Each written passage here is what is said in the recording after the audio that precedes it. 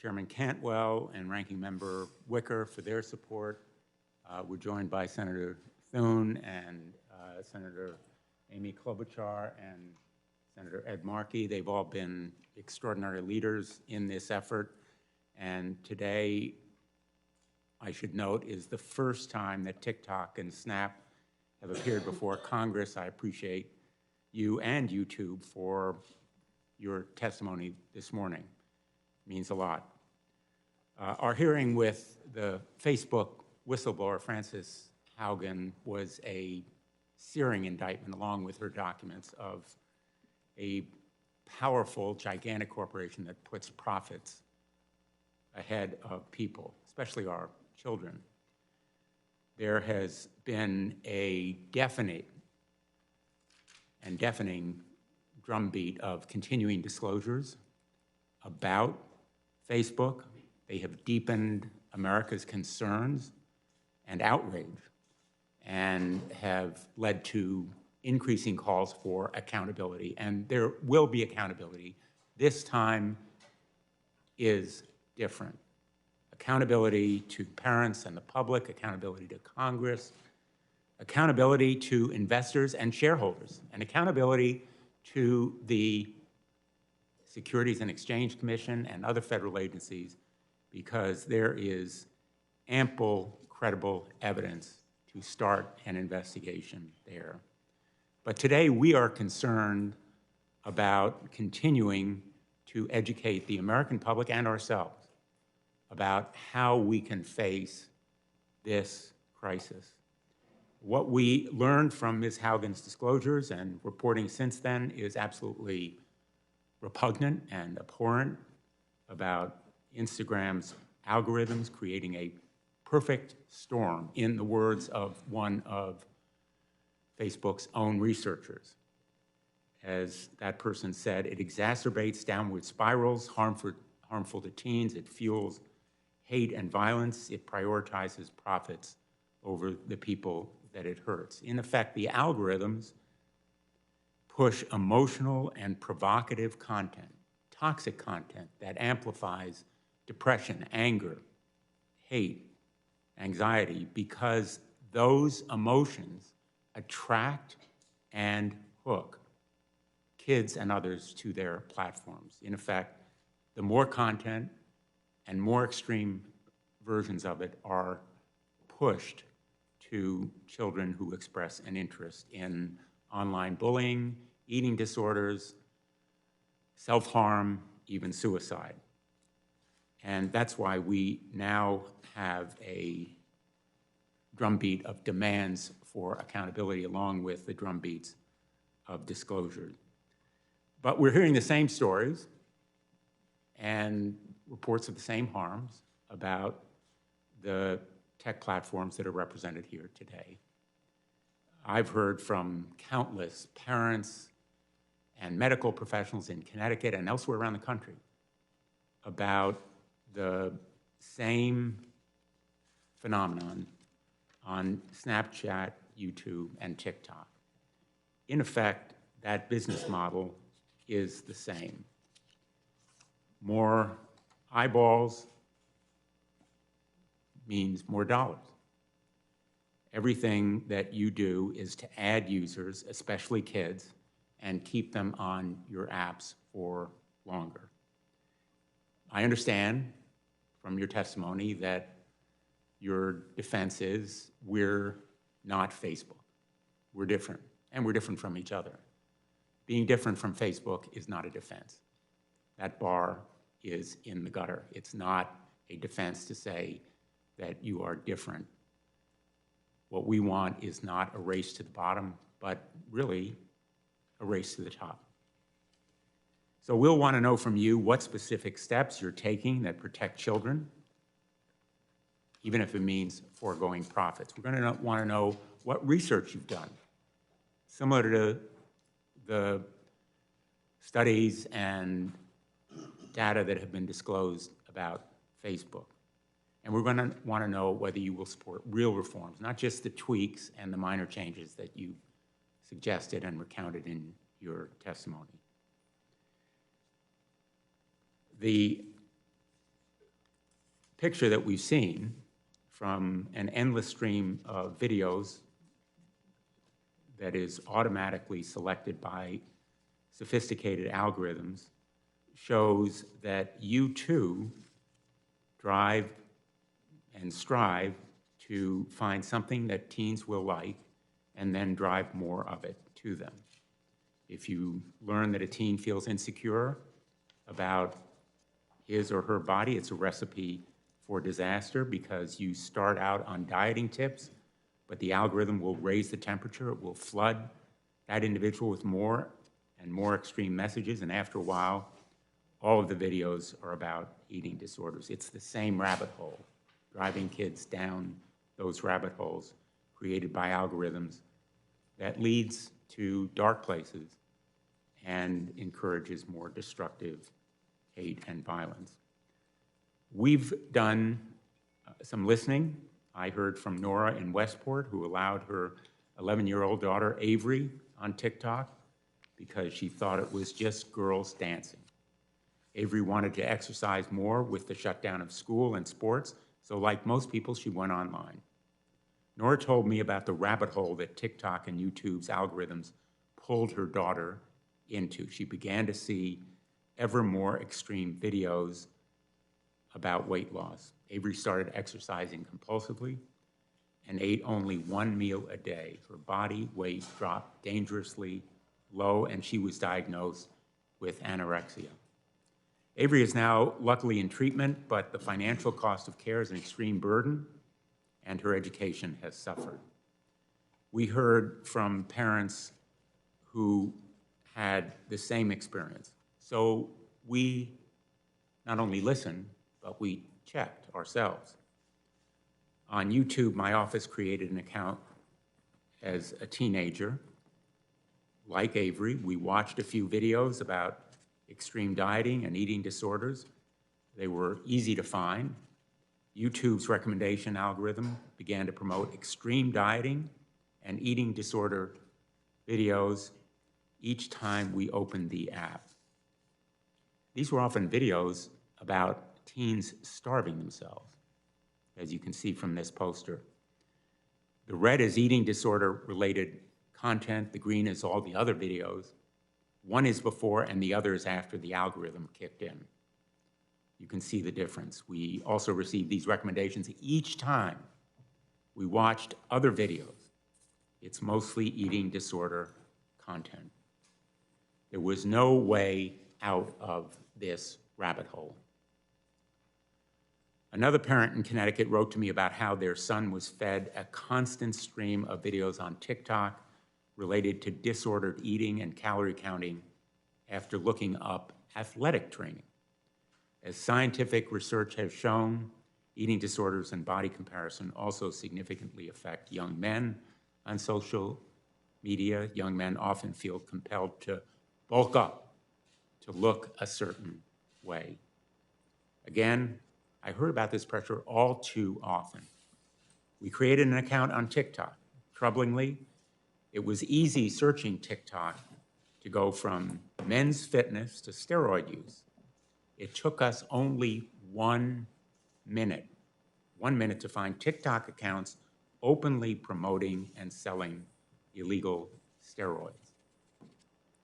We all know the dangers of steroids, and they are illegal. All of this research and facts and disclosures send a message to America's parents. You cannot trust big tech with your kids. Parents of America cannot trust these apps with their children.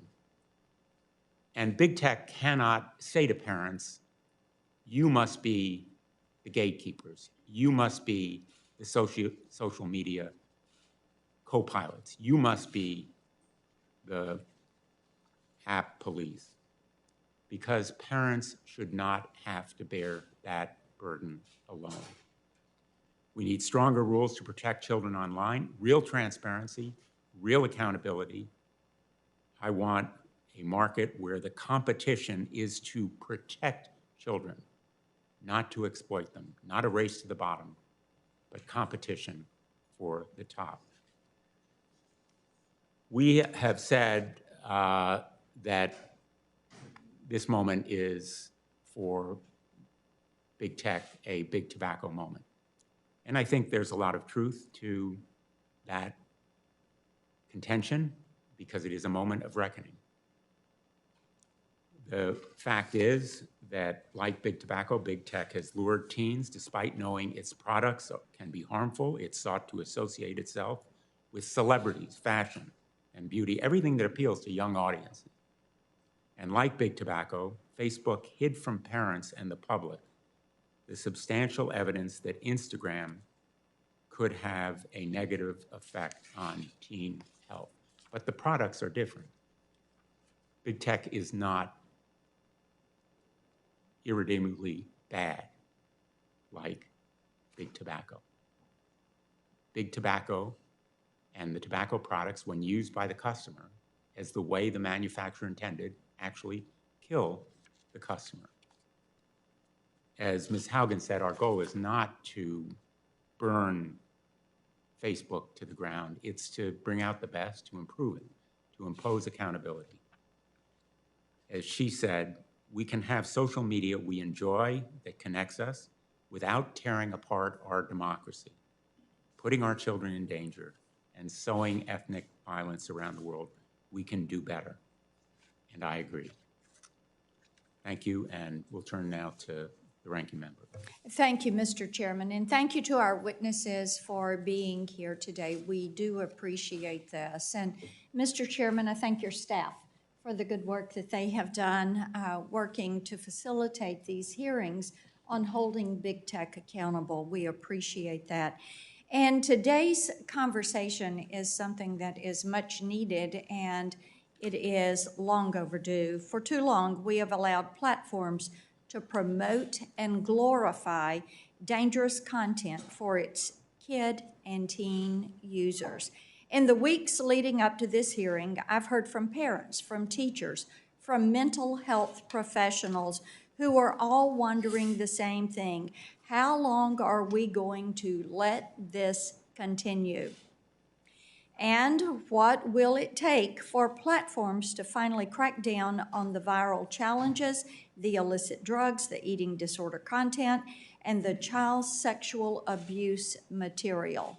We find this on your platforms, and teachers and parents and mental health physicians cannot figure out why you allow this to happen. It seems like every day that I hear stories about kids and teens who are suffering after interacting with TikTok, YouTube, and Snapchat. Kids as young as 9 have died doing viral challenges on TikTok. And we've seen teen girls lured into inappropriate sexual relationships with predators on Snapchat. Your parents, how can you allow this? How can you allow this? I've learned about kids and teens who commit suicide due to bullying that they've suffered on these sites and the platform's refusal to work with law enforcement and families to stop the harassment when asked. If it were your child, what would you do to protect your child? Does it matter to you? My staff has viewed abusive content featuring minors and videos of people slitting their wrist on YouTube. It's there. Yet all the while, kids and teens are flocking to these sites in increasing numbers, and the platforms love it, as they know that youth are a captive audience, one which will continue consuming the content that is fed to them through these algorithms, even if it puts them in danger. They're curious. They get pulled down the rabbit hole. They continue to watch. And these platforms are getting more and more data about our children. But do we know what they're doing with that data? In the case of Facebook, we learned that they're using it to sell their products to younger and younger children, those who cannot legally use their services. But these platforms, you all know you have children on these platforms that are too young to be on these platforms, and you allow it to continue because it's money. It's money in the bank. It is money in your paycheck. And obviously, money trumps everything. And with some of our witnesses today, we have real reason to question how they are collecting and using the data that they get from American children and teens. I've made no secret about my concerns that TikTok, which is owned by Beijing-owned ByteDance, is paving the way for the Chinese government to gain unfettered access to our children and teens. And TikTok, despite vague assurances that they, and I'm quoting, store data outside of China, end quote, has not alleviated my concerns in the slightest. In fact, earlier this year, they changed their privacy policy to allow themselves to collect even more data on Americans. Now they want your face prints and voice prints in addition to your geolocation data and your keystroke patterns and rhythms. They also collect audio that comes from devices connected to your smartphone, like smart speakers. They collect face and body attributes from videos, as well as the objects and the scenery that appear in those videos. This makes sense to some degree to create videos, but given China's propensities to surveil its own citizens, why should we trust that TikTok, through ByteDance, isn't doing the same to us? Most Americans have no idea this is happening. And while they hope on the face of things to reassure us by creating U.S.-based offices for their high-priced lobbyists and marketing personnel, it just is not enough. We see through it all, as we will get into today. TikTok's own privacy policies give them an out to share data with ByteDance and the Chinese Communist Party. Yet most Americans have absolutely no idea that the Chinese Communist Party is getting their information. The time has come where we must focus on what Congress can do to secure American consumers' personal data. As a mother and a grandmother, I know this is doubly important when it comes to our children. As this hearing will show, we can't afford to wait on that, so thank you to the witnesses.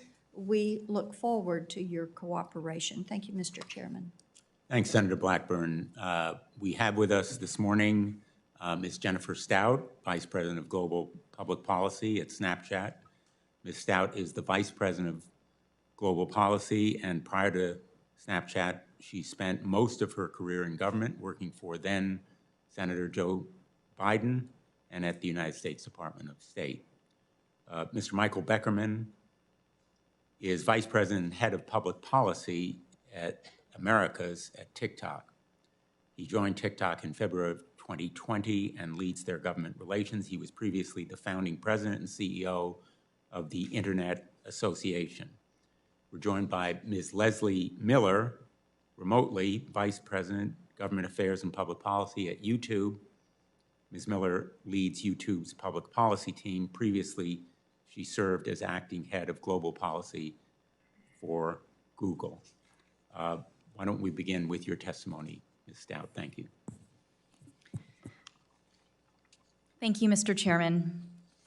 Chairman Blumenthal, Ranking Member Blackburn, and members of the subcommittee, thank you so much for the opportunity to be here today.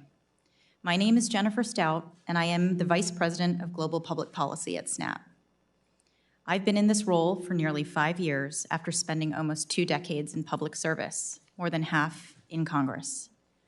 I have tremendous respect for this institution and the work that you are doing to ensure that young people are having safe and healthy online experiences. To understand Snap's approach to protecting young people on our platform, it is helpful to start at the beginning. Snapchat's founders were part of the first generation to grow up with social media. Like many of their peers, they saw that while social media was capable of making a positive impact, it also had certain features that troubled them. These platforms encouraged people to broadcast their thoughts permanently. Young people were constantly measuring themselves by likes and by comments, trying to present a perfect version of themselves because of social pressures and judgment. Social media also evolved to feature an endless feed of unvetted content, exposing individuals to a flood of viral, misleading, and harmful information. Snapchat is different. Snapchat was built as an antidote to social media. From the start, there were 3 key ways we prioritized privacy and safety. First, we decided to have Snapchat open to a camera instead of a feed of content. This created a blank canvas for friends to visually communicate with each other in a way that was more immersive than text. Second, we embraced strong privacy principles and the idea of ephemerality, making images delete by default. Social media may have normalized having a permanent record of conversations online, but in real life, friends don't break out their tape recorder to document every conversation. Third, we focused on connecting people who were already friends in real life by requiring that both Snapchatters opt in to being friends in order to communicate. Because in real life, friendships are mutual. We have worked hard to keep evolving responsibly. Understanding the potential negative effects of social media, we made proactive choices to ensure that all of our future products reflected those early values. We were influenced by existing regulatory frameworks that govern broadcast and telecommunications when developing the parts of our app where users had the potential to reach a large audience. Discover, which is our closed content platform and features content from professional media publishers and verified users. And Spotlight, where creators can submit creative and entertaining videos to share, are both structured in a way that does not allow unvetted content to get reach. Our design protects our audience and makes us different. When it comes to young people, we've made intentional choices to apply additional protections to keep them safe. We've adopted responsible design principles and rigorous processes that consider the privacy and safety of new features right from the beginning. We take into account the unique sensitivities of young people. We intentionally make it harder for strangers to find minors by not allowing public profiles for users under 18. We have long deployed age-gating tools to prevent minors from viewing age-regulated content and ads. We make no effort and have no plans to market to young children. Individuals under the age of 13 are not permitted to create Snapchat accounts, and if we find them, we remove them. Additionally, we are developing new tools that will give parents more oversight over how their teens are using Snapchat. Protecting the well-being of our community is something we approach with both humility and determination. Over 500 million people around the world use Snapchat, and 95% of our community says that Snapchat makes them feel happy because it connects them to their friends.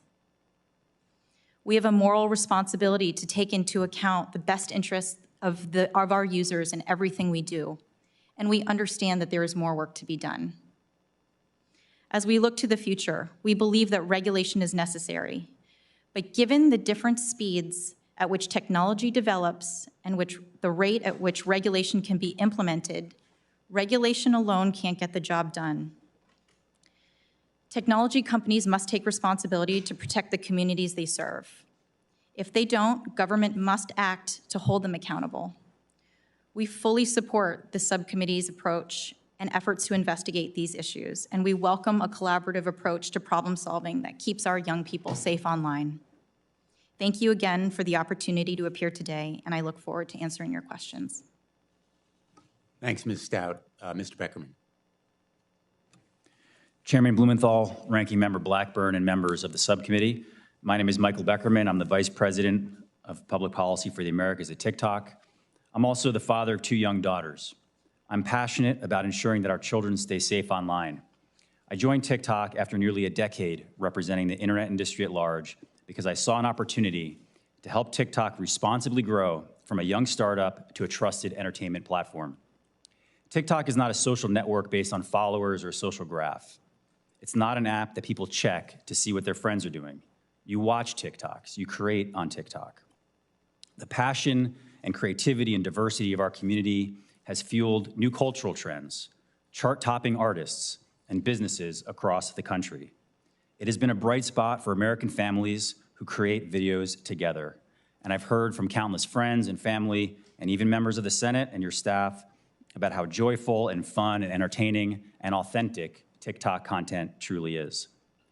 And I'm proud of the hard work that our safety teams do every single day to safeguard our community, and that our leadership makes safety and wellness a priority, particularly to protect teens on the platform. Being open and humble is important to the way we operate at TikTok. In the context of the hearing today, that means we seek out feedback from experts and stakeholders to constantly improve. When we find areas or find flaws where we can do better, we hold ourselves accountable and we find solutions.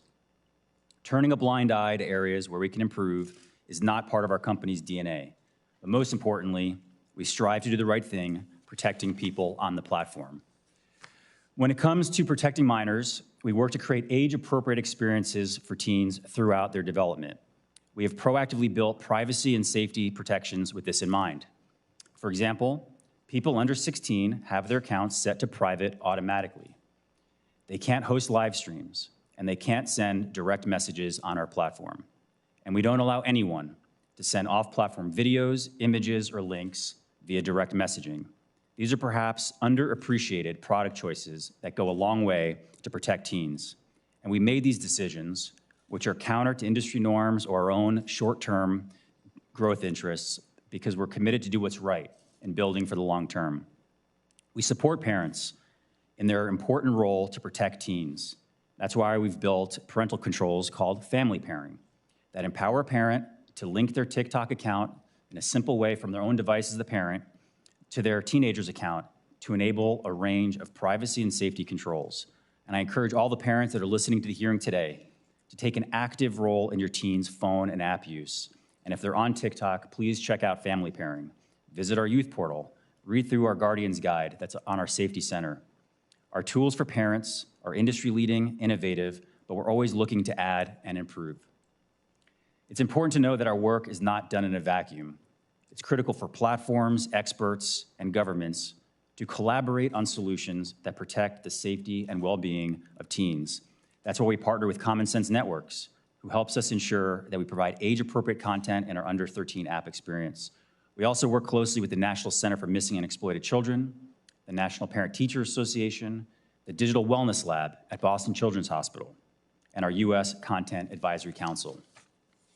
TikTok has made tremendous strides to promote the safety and well-being of teens, but we also acknowledge and we are transparent about the room that we have to grow and improve.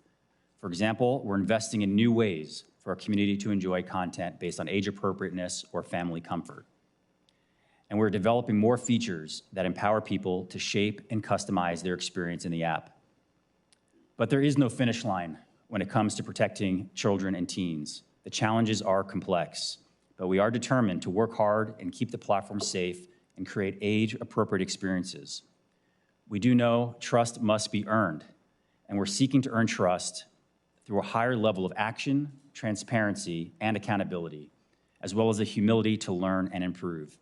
Thank you for your leadership on these important issues. I look forward to answering the questions of the committee. Thanks, Mr. Beckerman. Ms. Miller, I hope you're with us. Please proceed.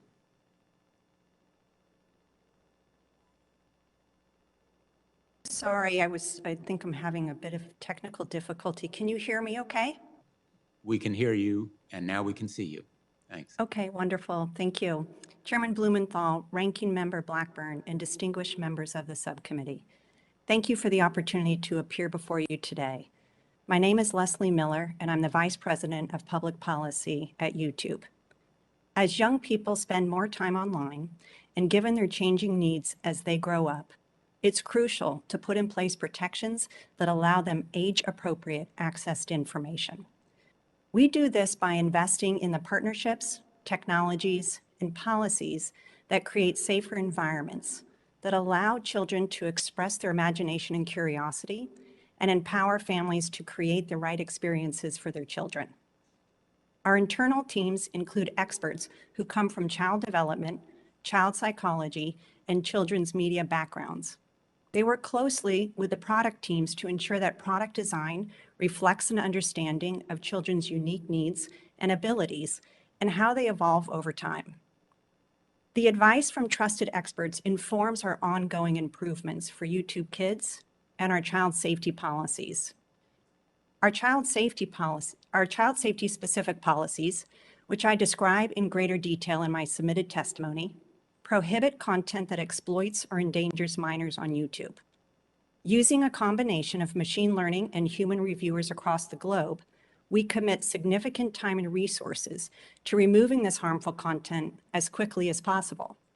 Between April and June of this year, we removed nearly 1.8 million videos for violations of our child safety policies, of which about 85% were removed before they had 10 views.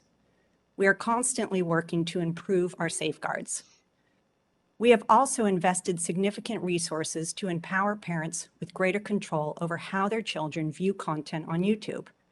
In 2015, we created YouTube Kids as a way for kids to more safely pursue their curiosity and explore their interests while providing parents more tools to control and customize the experience for their families.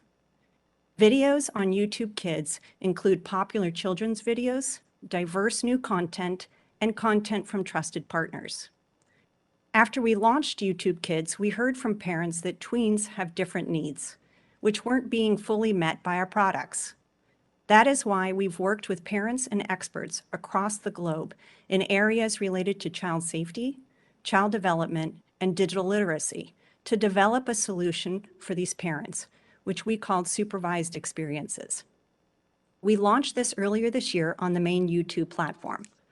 Parents now have the option of choosing between 3 different content choices: content generally suitable for viewers aged 9+ or 13+, and then most of YouTube. The most of YouTube option excludes all age-restricted content on the main platform. We want to give parents the controls that allow them to make the right choices for their children. On YouTube Kids, and even on YouTube for all under 18 users, autoplay is off by default. In the coming months, we'll be launching additional parental controls in the YouTube Kids app, including the ability for a parent to choose a locked default autoplay setting. Our take a break reminders and bedtime settings are also on by default in these experiences. YouTube treats personal information from anyone watching children's content on the platform as coming from a child, regardless of the age of the user. This means that on videos classified as made for kids, we limit data collection and use, and as a result, we restrict or disable some product features. For example, we do not serve personalized ads on this content on our main YouTube platform, and we do not support features such as comments or live chat. And to be clear, we have never allowed personalized advertising on YouTube Kids or YouTube Supervised Experiences. There is no issue more important than the safety and well-being of our kids online, and we are committed to working closely with you to address these challenges. I again would like to thank you for the opportunity to appear today and look forward to answering your questions. Thanks, Ms. Miller. We're going to do 5-minute rounds. We have votes at 11 o'clock. We have 3 votes, but I think we'll be able to juggle the questioning and the testimony, and if necessary, we'll take a short recess. Let me begin. As you know by now, in August, Senator Blackburn and I wrote to Facebook asking whether they had done any research, whether they had any facts that showed harm to children. And in fact, they denied it. They dodged the question. They disclaimed that Instagram is harmful to teens. Let me ask you, and I think it's pretty much a yes or no question, the same question that we asked Facebook.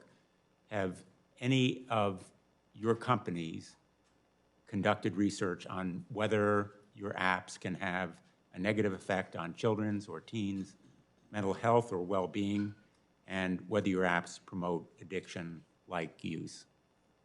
Have you done that research? Ms. Stout? Senator, we have conducted research. Much of our research is focused on our products and how we can improve our products and services to really meet the needs of our users and our community. And as I mentioned in my opening testimony, some of the research that we did shows that 95% of users say that Snapchat makes them happy. Will you make that research available to the subcommittee? Yes, Senator, we would. Mr. Beckerman? Senator, thank you for the question.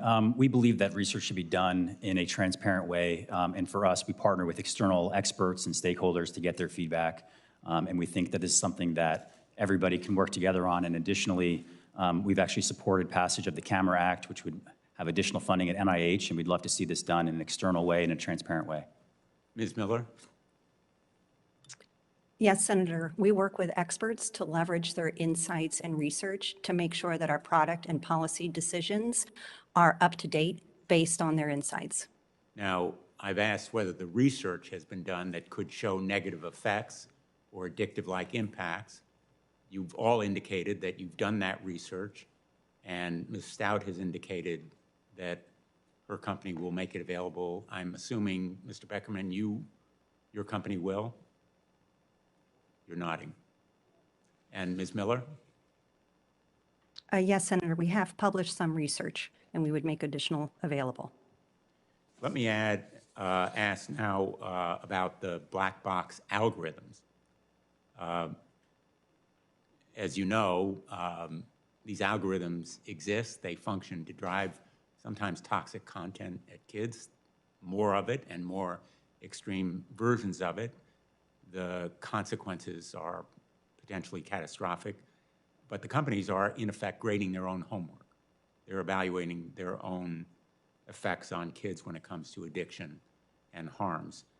Let me ask you a similar question. Do you provide external independent researchers with access to your algorithms, data sets, and data privacy practices? In other words, if an academic researcher comes to you on child psychology and wants to determine whether one of your products causes teen mental health issues or addiction, could they get access to raw data from you without interference? Ms. Stout? So, Senator, I think it's important to remember that on Snapchat, algorithms work very differently.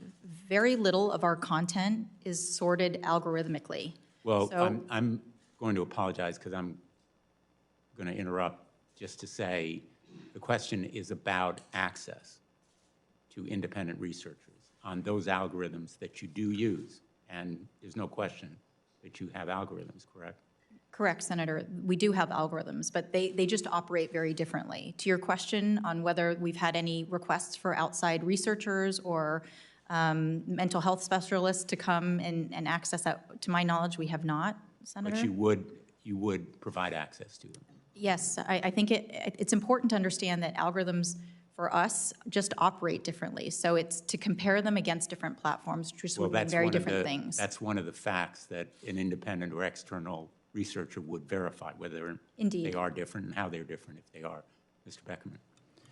Yes, Senator. We believe that transparency for the algorithm is incredibly important. We were one of the first companies to publish publicly a deep dive in how our algorithm works.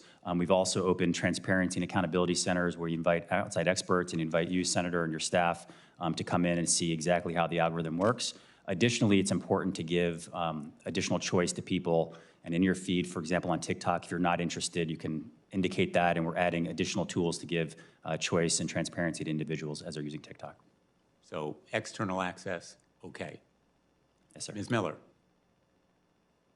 Senator, we're very transparent as it relates to the way in which our machine learning works. For example, we have our quarterly transparency report that summarizes the videos and channels that we removed based on violating our community guidelines. Earlier this year, we rolled out an additional statistic called the violative view rate. Well, again, Ms. Miller, I really apologize for interrupting. The question is whether you provide external independent researchers with access to your algorithms and data sets and data privacy protection? You allow We external regularly, independent- I'm sorry, Senator. Do you provide that access? We regularly partner with experts, for example, in child development, mental health, to But work they are closely with experts them. chosen by you. If somebody independent came to you and wanted that access, yes or no, would you permit it? Senator, it would depend on the details, but we are always looking to partner with experts in these important fields.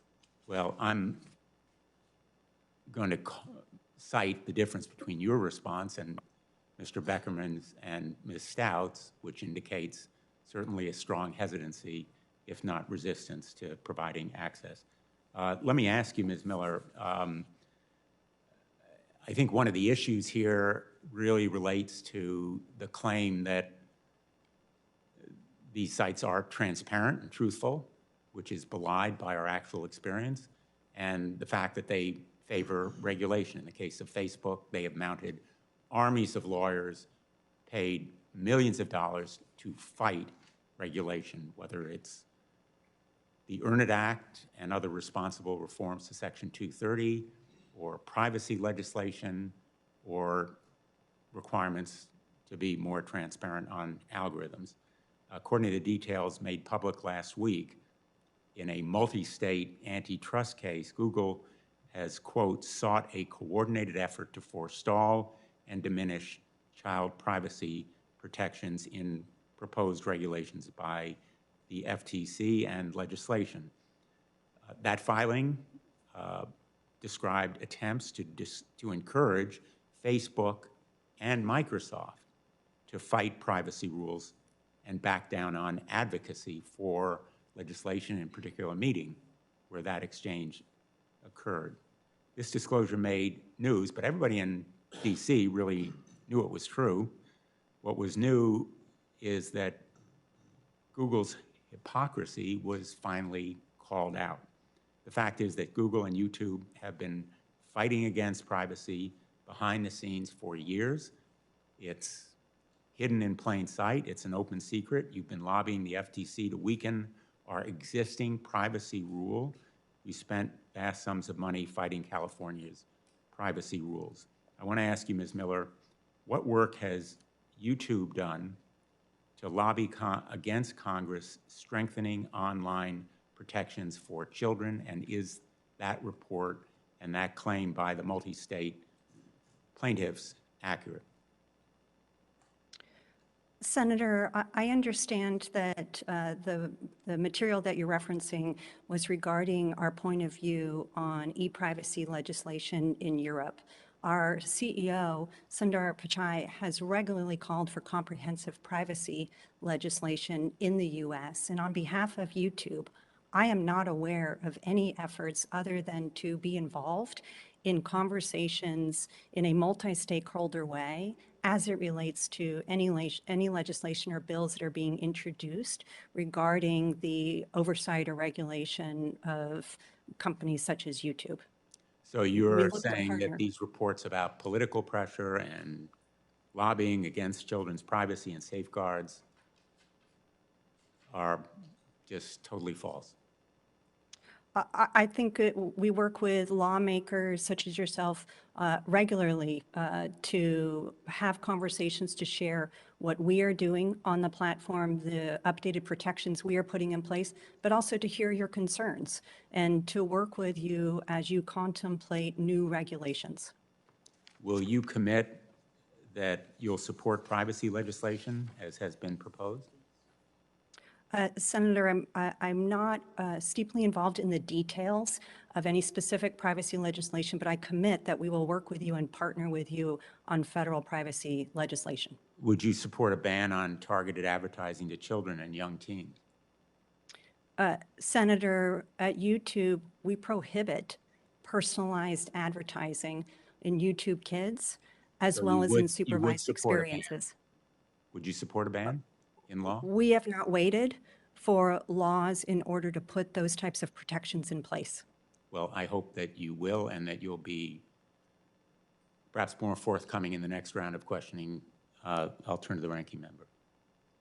Thank you, Mr. Chairman. Mr. Beckerman, I want to come to you first. In the past, TikTok has said that it has never, nor would it ever, share and provide user data to the Chinese government, even if asked.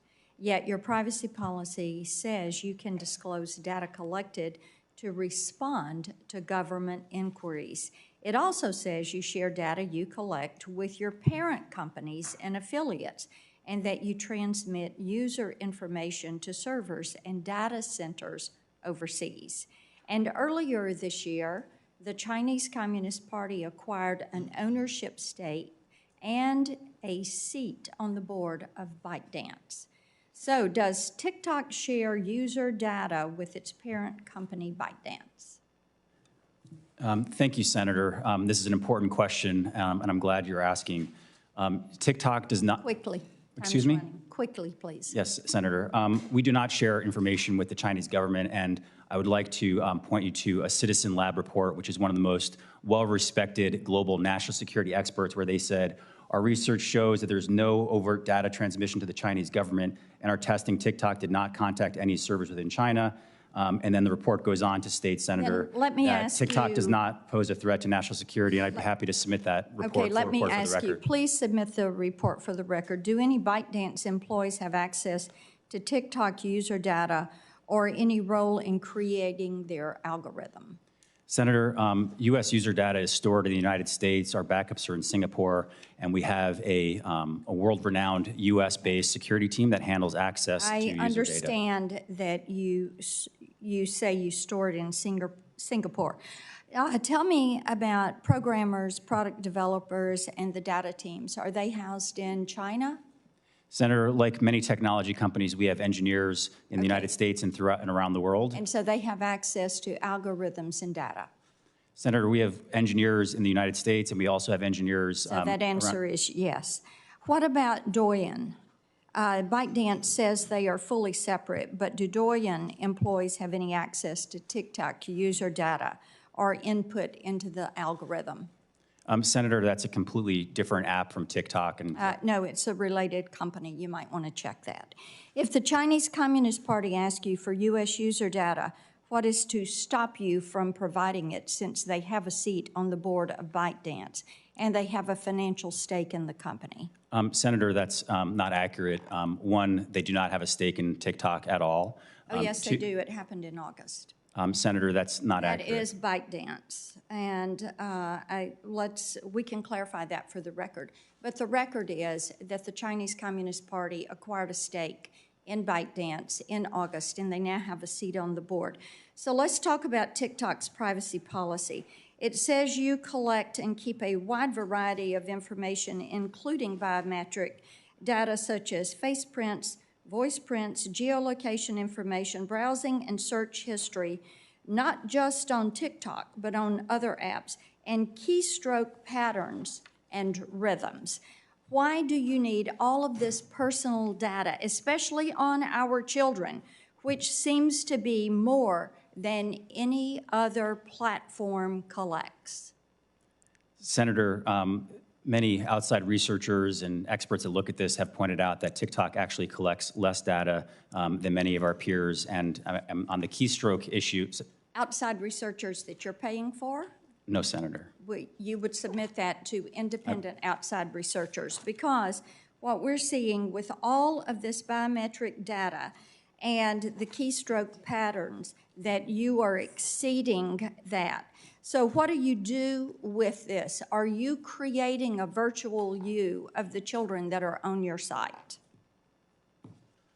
Senator, I don't know what you mean by virtual you. Well, a virtual you is you and your presence online. It's like a virtual dossier. I'm sure you understand that term. And what do you need with all of this information? Do you track children's viewing patterns?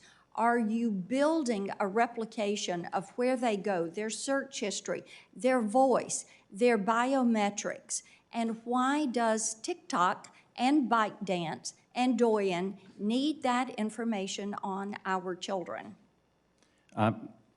Senator, TikTok is an entertainment platform where people watch and enjoy and create short-form videos. It's about uplifting and entertaining content. People love it. And I disagree with the characterization of the way. That is it from the positive, but there's also a negative. And the negative is that you are building a profile, a virtual you, of our children because of the data that you're collecting. You mentioned the family parent provision that you have. So when you have a parent that goes on that, are they opening their data to TikTok? And is TikTok following them or following and capturing their search history? See, Mr. Beckerman, when you capture all of this data and you hold all of this data, then you are invading the property, the privacy of individuals that are on your site. And that applies to you, to Ms. Stout, to Ms. Miller, because you say because you are using the platform, we can do this. But in essence, what you're doing is making our children and their data, you're making that the product because you turn around and you sell it. And then basically it becomes weaponized against their users. Mr. Chairman, I'm over time. I have several questions for Ms. Stout, Ms. Miller, and we'll do those in a second round. We'll have a second round. Senator Klobuchar. Thank you to both of you. Reports indicate that nearly half of kids 9 to 12 and a third of kids age 7 to 9 use social media on platforms like Facebook, Insta, Snap, TikTok, YouTube. I don't think parents are going to stand by while our kids and our democracy become collateral damage to a profit game. And I heard last night Mark Zuckerberg's words to his earnings report.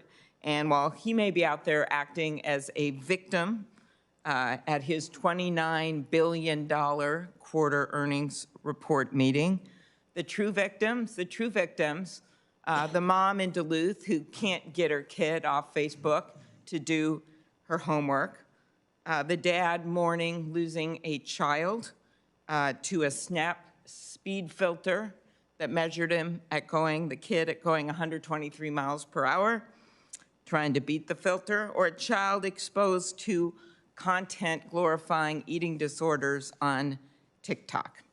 So I have had a case right in my state, 2 cases actually, of young people who got drugs through Snap. And I wanted to first start out with that with you, Ms. Stout. This is a story, there's 2 kids, Devin Noring, Ryan McPherson. Devin's story, he was suffering from dental pain at the beginning of the pandemic. He couldn't go in to see a doctor. He'd been given a Percocet before, and a classmate said he had a Percocet. Well, what this young man did not know is that this Percocet was laced with fentanyl, and he died just like that. As his mom said in a letter to me, all of the hopes and dreams we as parents had for Devin were erased in the blink of an eye.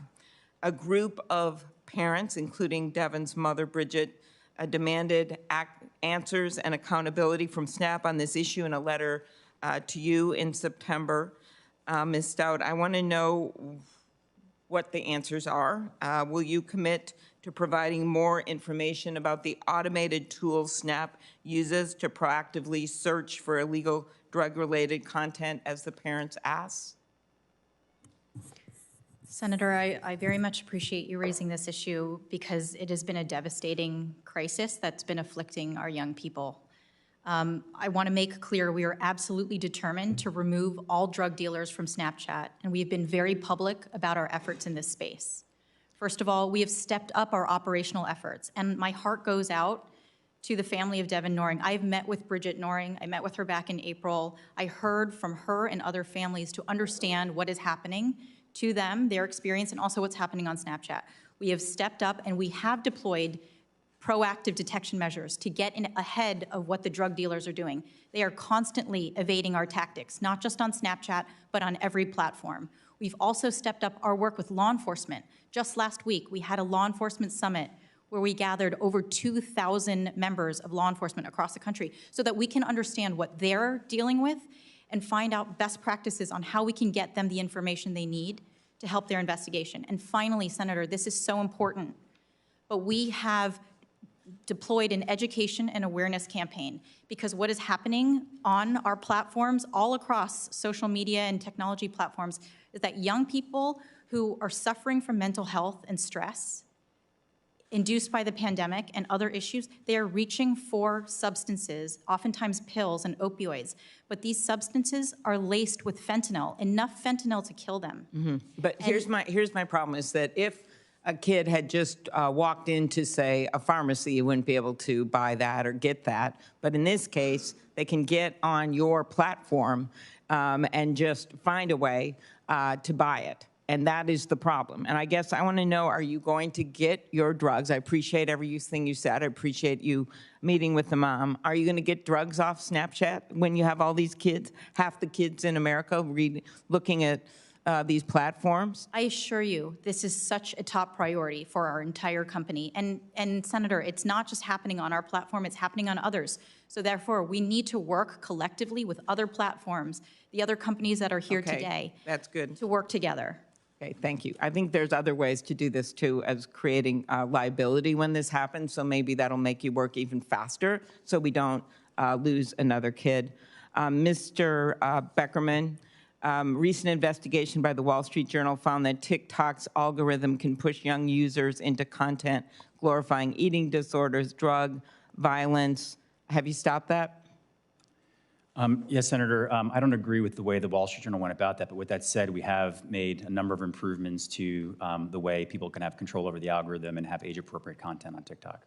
Okay, and what are those changes? Like, are they still getting, they're completely protected now from this content? Senator, the content related to drugs, as you're pointing out, it violates our community guidelines. As it relates to minor safety, over 97% of violative content is removed proactively. Of course, we want to get to 100%, and it's something that we're constantly working on. Are you aware of any research studies your company has conducted about how your apps may push content promoting eating disorders to teens? No, Senator. Okay. Did you ask for any hurdle studies on eating disorders before testifying? Not that I'm aware, but we do work with outside experts to understand all of these issues. I think it should be done in a transparent way. As I mentioned earlier, I'd love to see the CAMERA Act passed so we can have additional research in the public domain that all of us can learn from and improve. Okay, I'll save my questions for Ms. Miller for the next round. Thank you.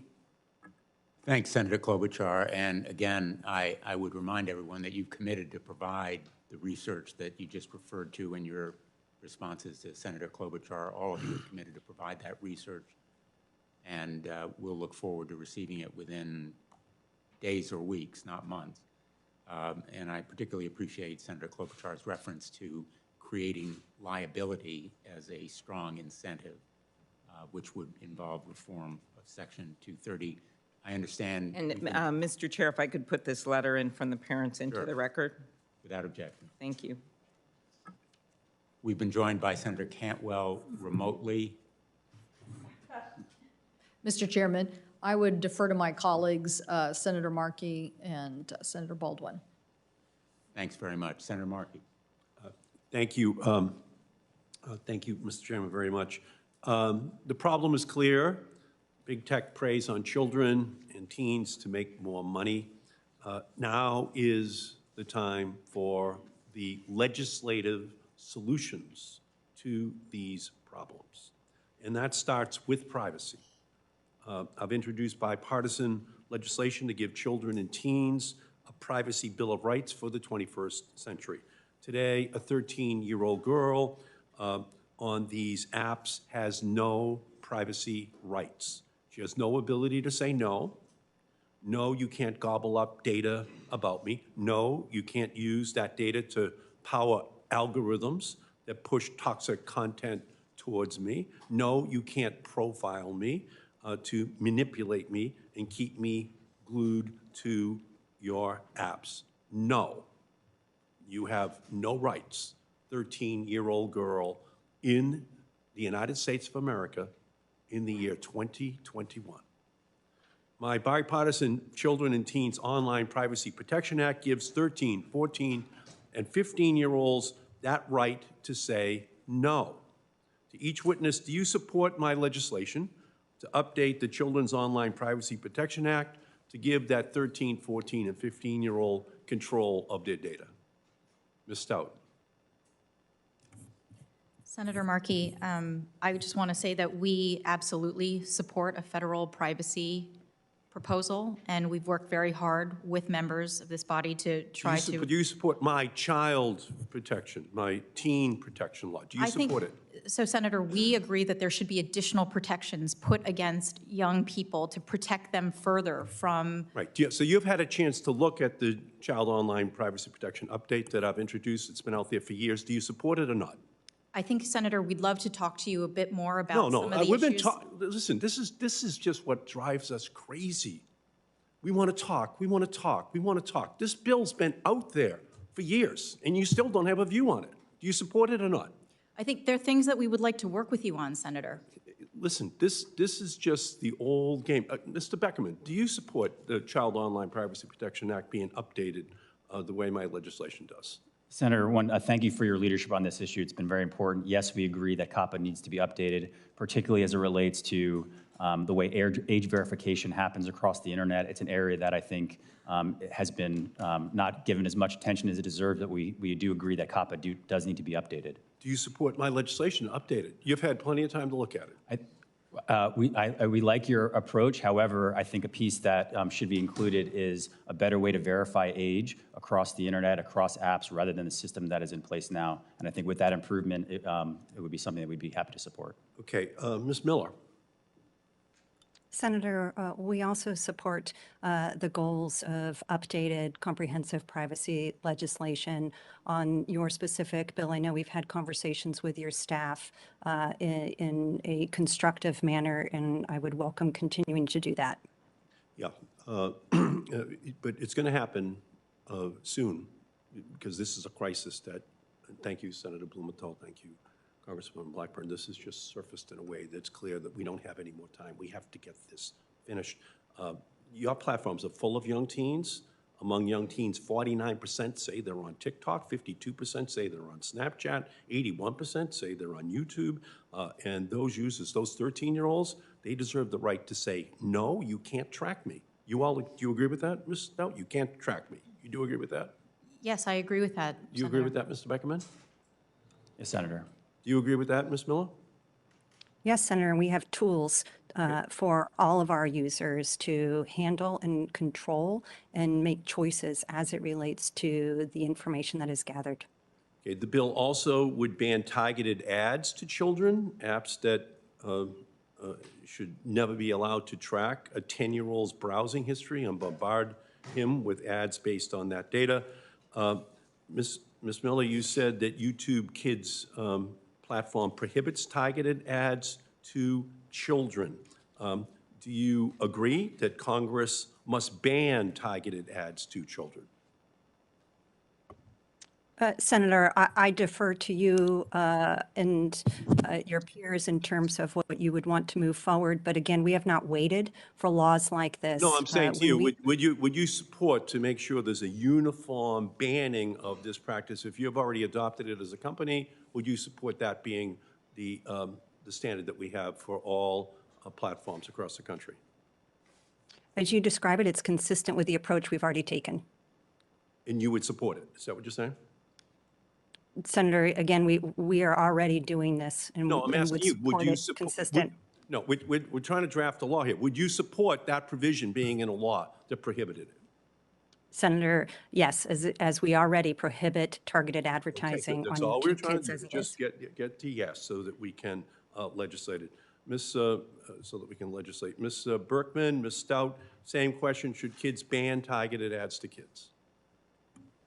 Senator, we offer those tools already where kids can opt out and not have targeted ads served to them.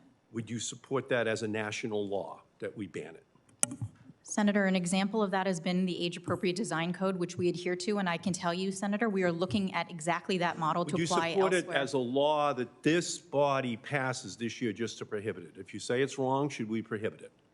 We offer those, and we agree with the approach, so, So yes, you do support it, yes or no? we agree with your approach, so we are applying it to more Right, I markets appreciate what outside of you're the- doing. Right, we're now trying to say, if you support it, then we just support a law to think we're prohibit very anyone else close. from doing it. Yes? I think we're very close, Senator, yes. Very close. Okay, Mr. Beckerman. Yes, Senator, I would also say that we should go beyond that, and part of the approach that we've taken is certain categories of ads shouldn't be shown to teenagers and young adults at all, and I think that should be part of the approach as well. Okay, so we also need to go beyond privacy and tackle the design features that harm young people. Take like buttons. Senator Blumenthal and I have a bill, the Kids Act, which would ban these and other features that quantify popularity. The research is clear. These features turn apps into virtual popularity contests and are linked to feelings of rejection, low self-worth, and depression. Even YouTube Kids has acknowledged this problem and does not have like buttons. To each witness, should Congress ban features that quantify popularity for kids, yes or no? Senator, as I mentioned in my opening statement, we don't have those metrics. We've never had a like button or comments because we don't think it should be a popularity contest, so we support that. So you would support that, okay? Ms. Beckerman. Mr. Beckerman. Senator, I think this one is one that we should, it's a little bit more complex to that. We'd happy to have a conversation, but we have implemented much of the age-appropriate design code here in the United States and would encourage similar measures. So I don't know that there was an answer in there. You said it's complicated. Do you support banning it or not? On banning likes, Likes, yes. I think, again, if we wanted to set it by age, that's something that we could look at. Ms. Miller. Senator, as you noted, we are already prohibit things on YouTube Kids such as being able to comment, and we would support working with you in regulation in this area. Okay, well, you would support working with us, but would you support banning likes? Yes, Senator, again, we already do not allow for this on the YouTube Kids platform. Good. And again, the American Academy of Pediatrics just declared a national state of emergency for children and teen mental health. We need to outlaw the online features that exacerbate this crisis. The question that, we have to answer ultimately is, whether or not, for example, we're going to ban autoplay for kids. With this feature, when one video ends, another quickly begins. Kids stay glued to their phones, so apps collect more data and make more money. Today, 82% of parents are worried about their kids' screen time. To each of you today, do you agree that Congress should ban autoplay for kids? Yes or no? Ms. Miller, we'll start with you this time. Yeah, Senator, each of the items that you're outlining, we already prohibit. We have the default set to autoplay off on YouTube Kids as well as for supervised experiences. Okay, so you would support that being legislated? Yes, sir. Okay, Mr. Beckerman. For us, Senator, we have take-a-break videos and time management tools, but as it relates to autoplay on TikTok, you have to proactively switch to the next video. So would you support that legislation passing then, which would ban autoplay? We'd be happy to look at it and talk to you about it. You don't do it. Again, I think it's important as we look at age-appropriate features for teens. It's something that we build into TikTok proactively. But again, as we look at legislation, I do think a first step is something around age verification across apps. Again, this is the historic problem. Yes, Ms. Stout, would you support it? Senator Markey, I don't believe we have autoplay on Snapchat, so I would defer and say that that's something we need to look at more closely. Okay. And I'm not familiar with that piece of the proposal in your legislation. Okay, great. We have a lot of work to do. We have to telescope the time frame, I think, Mr. Chairman, to get these people finally Telescoping the studying it timeframe and finally sounds good. start acting. Thank you, Mr. Chairman. Thank you. Thanks, Senator Markey. Thanks for all your good work. Senator Baldwin. Or actually, I see Senator Cantwell is here. Oh, sorry, Senator Thune.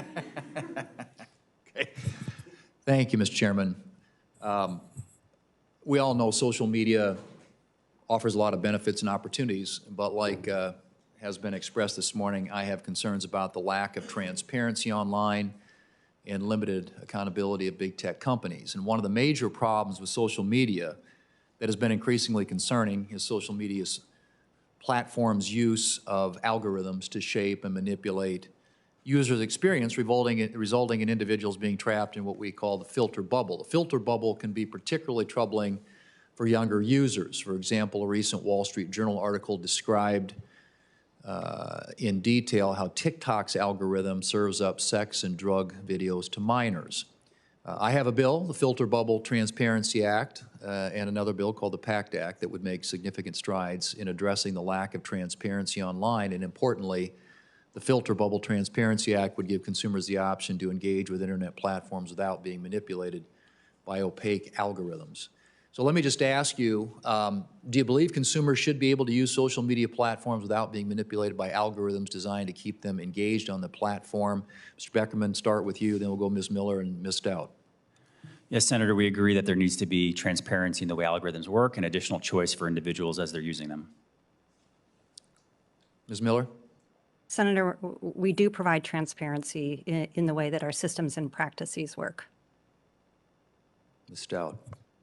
Senator Thune, it's important to understand that what we apply algorithms to is a very small set of content, and we do provide transparency to our users, where users get to select interest categories that then determine the kind of content that they're served up. But it's not an unlimited list or set of user-generated content.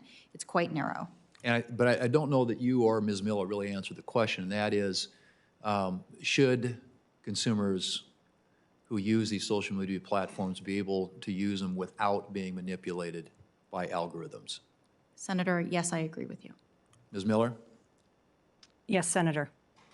Mr. Beckerman, what's your response to the Wall Street Journal article that described in detail how TikTok's algorithm serves up sex and drug videos to minors? Senator, thank you for the question. Sex and drugs or violations of our community guidelines have no place on TikTok. As it relates to the Wall Street Journal article, we disagree with that being an authentic experience that an actual user would have. Your platform is perhaps more driven by algorithms than any other social media platform available today, more so even than Facebook. Unlike Facebook, TikTok's algorithm's not constrained by a user's social network. On July 29, 2020, TikTok's former CEO, Kevin Mayer, wrote, and I quote, that we believe all companies should disclose their algorithms, moderation policies, and data flows to regulators, end quote.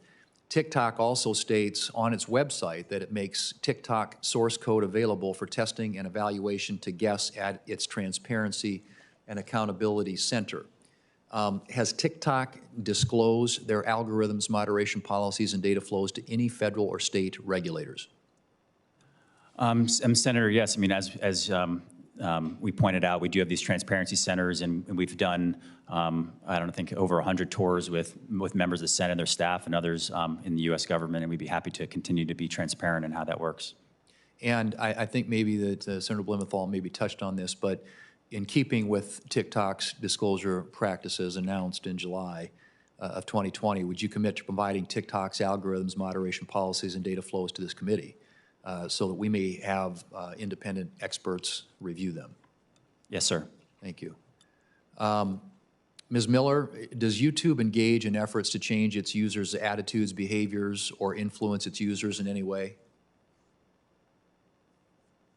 Senator, when users come to YouTube, they come to search and discover all types of content. For example, how to bake bread, to watch a church service, or to do exercise. And as a result, they are introduced to a diversity of content that isn't based on a particular network that they are a part of. In so doing, there may be additional videos that are recommended to them based on some signals, but those signals will be overridden to make sure that we are not recommending harmful content. Back to Mr. Beckerman. All Chinese internet companies are compelled by China's national intelligence law to turn over any and all data that the government demands, and that power is not limited by China's borders. Has TikTok provided data to the Chinese government on Chinese persons living in the United States or elsewhere outside of China? No, Senator. TikTok is also not available in China, and as I'd like to point out that our servers with U.S. data are stored in the United States. Does TikTok censor videos of Tank Man, the famous video of the young man who stood his ground in front of a procession of Chinese Army tanks during the 1989 Tiananmen Square crackdown in Beijing? No, Senator. You can find that content on TikTok if you search for it. Okay. Mr. Chairman, I would suggest that, as has already been pointed out on the committee, that I think there are a number of things that we need to address.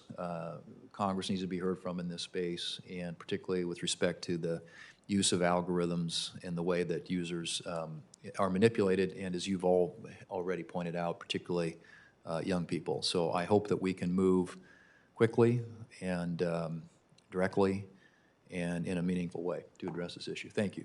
Thank you. I think we have strong bipartisan consensus on that issue. Thank you, Senator Thune. Senator Baldwin.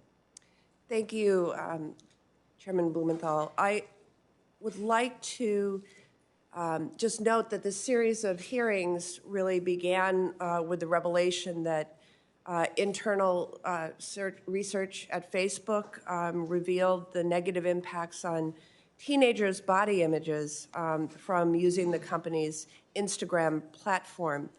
And we learned, based on research by the chairman's staff, how quickly somebody on Instagram can go from viewing content on healthy eating to being directed towards postings that focus on unhealthy practices, including glorifying eating disorders. I know we don't have Facebook and Instagram before us today, but I'm particularly concerned about the impact that that type of content can have on young users. I recently joined Senators Klobuchar and Capito, with whom we sponsored the Anna Weston Act, legislation to support training and education on eating disorders, on a letter to Facebook and Instagram seeking more details about how they handle this issue. But I want to ask each of you, can you briefly outline the steps your companies are taking to remove content that promotes unhealthy body image and eating disorders and direct users to supportive resources instead? And in particular, how are you focusing on this issue with regard to your younger users? Why don't we start with Mr. Beckerman and TikTok? Thank you, Senator. I myself have 2 young daughters, and this is something that I care a lot about, and our teams at TikTok care a lot about. One, I want to assure you we do aggressively remove content like you're describing that would be problematic for eating disorders and problem eating. Second, we work with outside groups and direct people that are seeking help. And one thing we've heard is that people that are struggling with eating disorders or other weight loss issues come to TikTok to express themselves in a positive way, and so it has been a more of a positive source. And lastly, we don't allow ads that target people based on weight loss and that kind of content. Ms. Stout.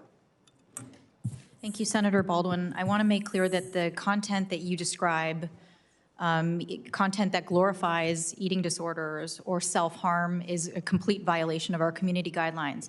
Also, as I described earlier, we don't allow unvetted, unmoderated content from being surfaced up to our users.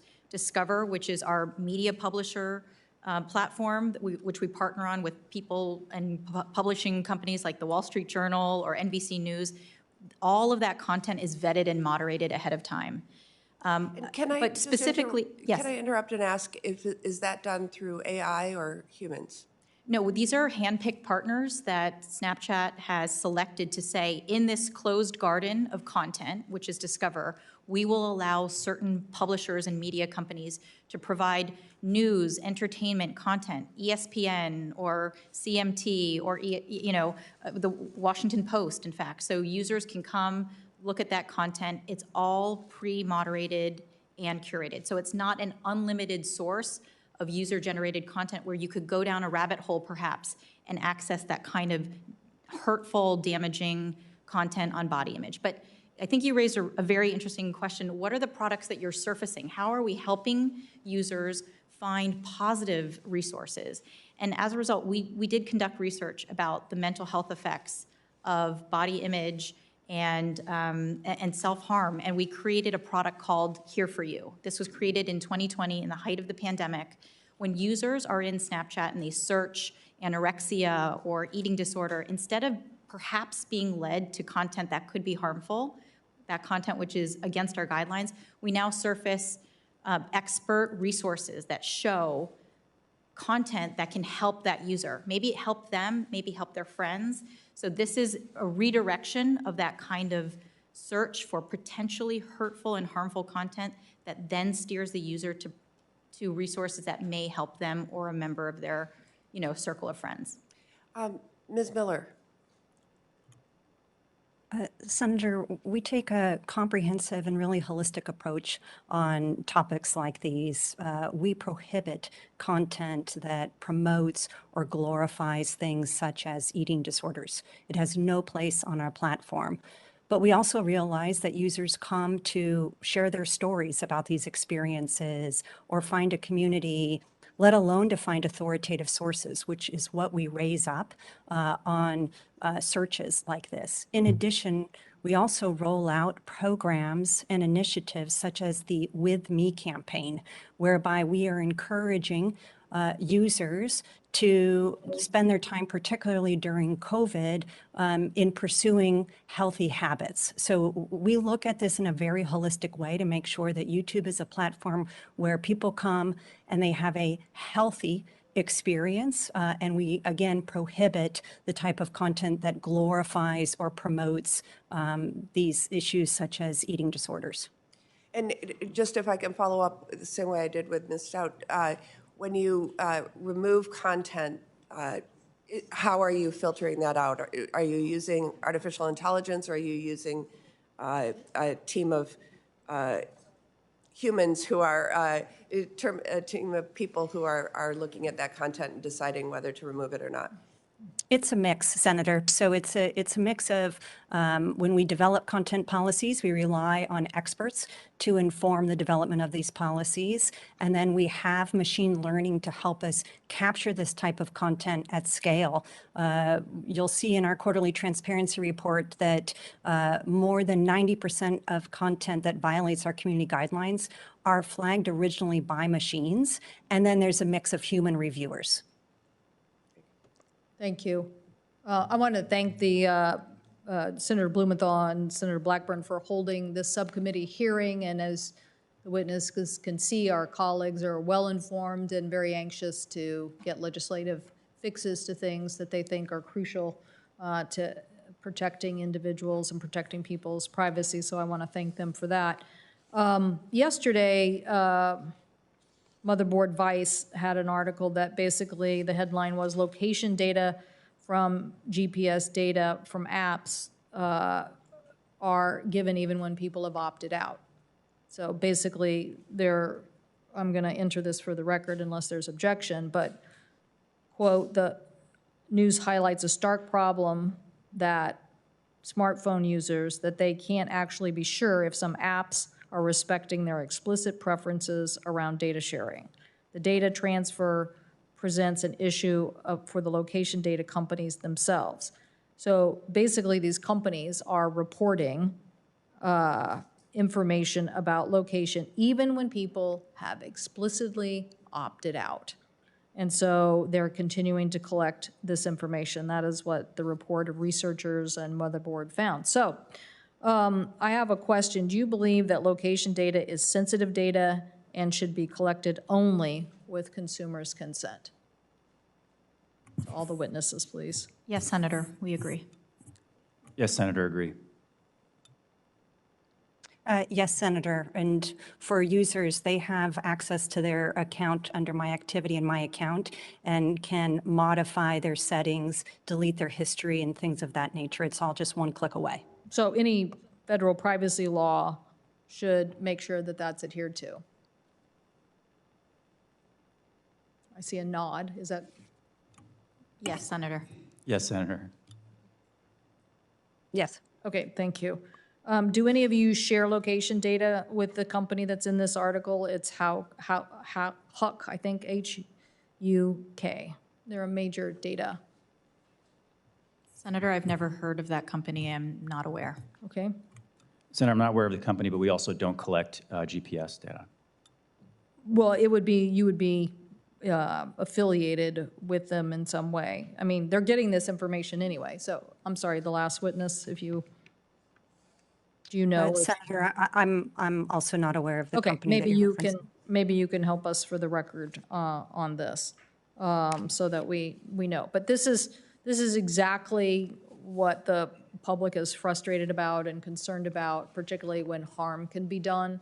That, you know, they go to a website, they say to the website, I don't want my sensitive information to be shared, and then there's this conglomerate of data gathering on top of that that's not honoring those wishes as it relates to the interface with those apps. So this is, I think, exactly why we need a strong privacy law and why we should, you know, protect consumers on this. In the Facebook hearing we had this discussion about advertising and the issue of whether advertisers knew exactly what the content was they were being advertised. Now, I get that, you know, we're also seeing a migration of major companies like Procter & Gamble and others who are moving off of the internet because they're like, I'm done with it. I don't want my ad because it's now run by a system. I don't want my ad just appearing next to certain kinds of content. And so, but what was more startling is that there may be actual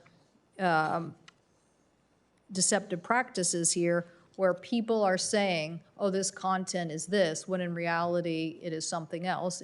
In some of these cases we just discussed with Facebook, objectionable hate speech and content that we don't even think should be online, and yet that's not what the advertisers knew. So on your websites, do advertisers know what content they're being placed next to? So Senator, I can respond to your question. Yes, our advertisers do know where their advertisements show up. And as I had mentioned, Discover, which is that closed curated garden, those advertisements appear next to publishers and verified users that we have hand-selected to allow to appear. So on a platform like Snapchat, there is no broadcast disinformation or hate speech, and that's why I think Snapchat is in fact a very appealing place for advertisers because they know their advertisements will be placed next to safe content. Mr. Beckerman? Yes, Senator. Advertisers come to TikTok in particular because our content is known for being so authentic and uplifting and fun, and you know, we see ads that are very much like TikTok videos, which are the same themes. Ms. Miller? Senator, we have worked with our advertising partners over the years to make sure that they have trust in the fact that advertising on YouTube is safe for their brands, in the same way that we have worked significantly to make sure that users themselves have a safe experience on the platform. And the advertising associations have recognized the work that we have done in this space so that their brands are safe on the platform. Thank you. I'll probably have a follow-up on this, but Senator Lee? Thank you, Madam Chair. Ms. Miller, I'd like to start with you, if that's all right. I want to ask you a particular question regarding YouTube's app age rating. Now, Google Play has the app rating set at teen, meaning 13 and up, while the Apple Store has it rated as 17 and up. Can you tell me why this disparity exists? That is, if Apple determined that the age rating for YouTube ought to be 17 and up, why did Google determine that its own app should be rated as teen, meaning 13 and up? Senator, I'm unfamiliar with the differences that you've just outlined, but I would be happy to follow up with you and your staff once I get more details on this. Okay. Yeah, I'd love to know about that. It is a simple question. I understand you may not be able to answer it right now, if as it stands, you don't have the information, but I would just like to know why that difference exists and whether you agree or disagree with the fact that Google has rated its own app as 13 and up, while Apple has rated it 17 and up. But I'm happy to follow up on that in writing or otherwise. Ms. Stout, I want to address a similar issue with regard to Snapchat. Now, Snapchat is rated 12 and up on Apple, and it's rated teen on the Google Play Store. Any idea why there is that disparity there? Senator, that's a very good question, and I for some reason I've heard somewhere the reason why Apple lists at 12 and up. It's an app that's intended for a teen audience. Right. And why is there a disparity between the age rating and the content that's available on that platform? Senator, the content that appears on Snapchat is appropriate for an age group of 13 and above. Yeah, let's talk about that for a minute, because I beg to differ. In anticipation of this discussion and this hearing, I had my staff create a Snapchat account for a 13-year-old, for a 15-year-old child. Now, they didn't select any content preferences for the account. They simply entered a name, a birth year, and an email address. And then when they opened the Discover page on Snapchat, with its default settings, they were immediately bombarded with content that I can most politely describe as wildly inappropriate for a child, including recommendations for, among other things, an invite to play an online sexualized video game that's marketed itself to people who are 18 and up, tips on, quote, why you shouldn't go to bars alone, notices for video games that are rated for ages 17 and up, and articles about porn stars. Now, let me remind you that this inappropriate content that has by default been recommended for a 15-year-old child is something that was sent to them by an app just using the default settings. So I respectfully but very strongly beg to differ on your characterization that the content is in fact suitable for children 13 and up, as you say. Now, according to your own website, the Discover is a list of recommended stories. So how and why does Snapchat choose these inappropriate stories to recommend to children? How does that happen? How would that happen? So, Senator, allow me to explain a little bit about Discover. Discover really is a closed content platform, and yes, indeed, we do select and hand select partners that we work with. And that kind of content is designed to appear on Discover and resonate with an audience that is 13 and above. I am unfamiliar, and I've taken notes about what you have said that your account surfaced. I want to make clear that what content and community guidelines suggest that any online sexual video game should be age-gated to 18 and above. So I am unclear why that content would have shown up in an account that was for a 14-year-old. But these community guidelines and publisher guidelines that are on top of those guidelines are intended to be an age-appropriate experience for a 13-year-old. Right. I understand that. You have these community guidelines that are there, and they note that advertisers and media partners in Discover agree to additional guidelines. What are these additional guidelines? I mean, I can guess only that they permit these age-inappropriate articles to be shared with children.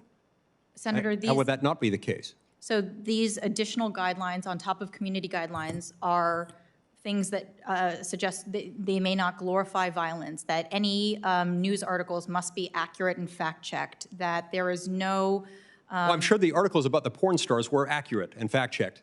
And I'm sure that the tips on why you shouldn't go to bars alone are accurate and fact-checked, but that's not my question.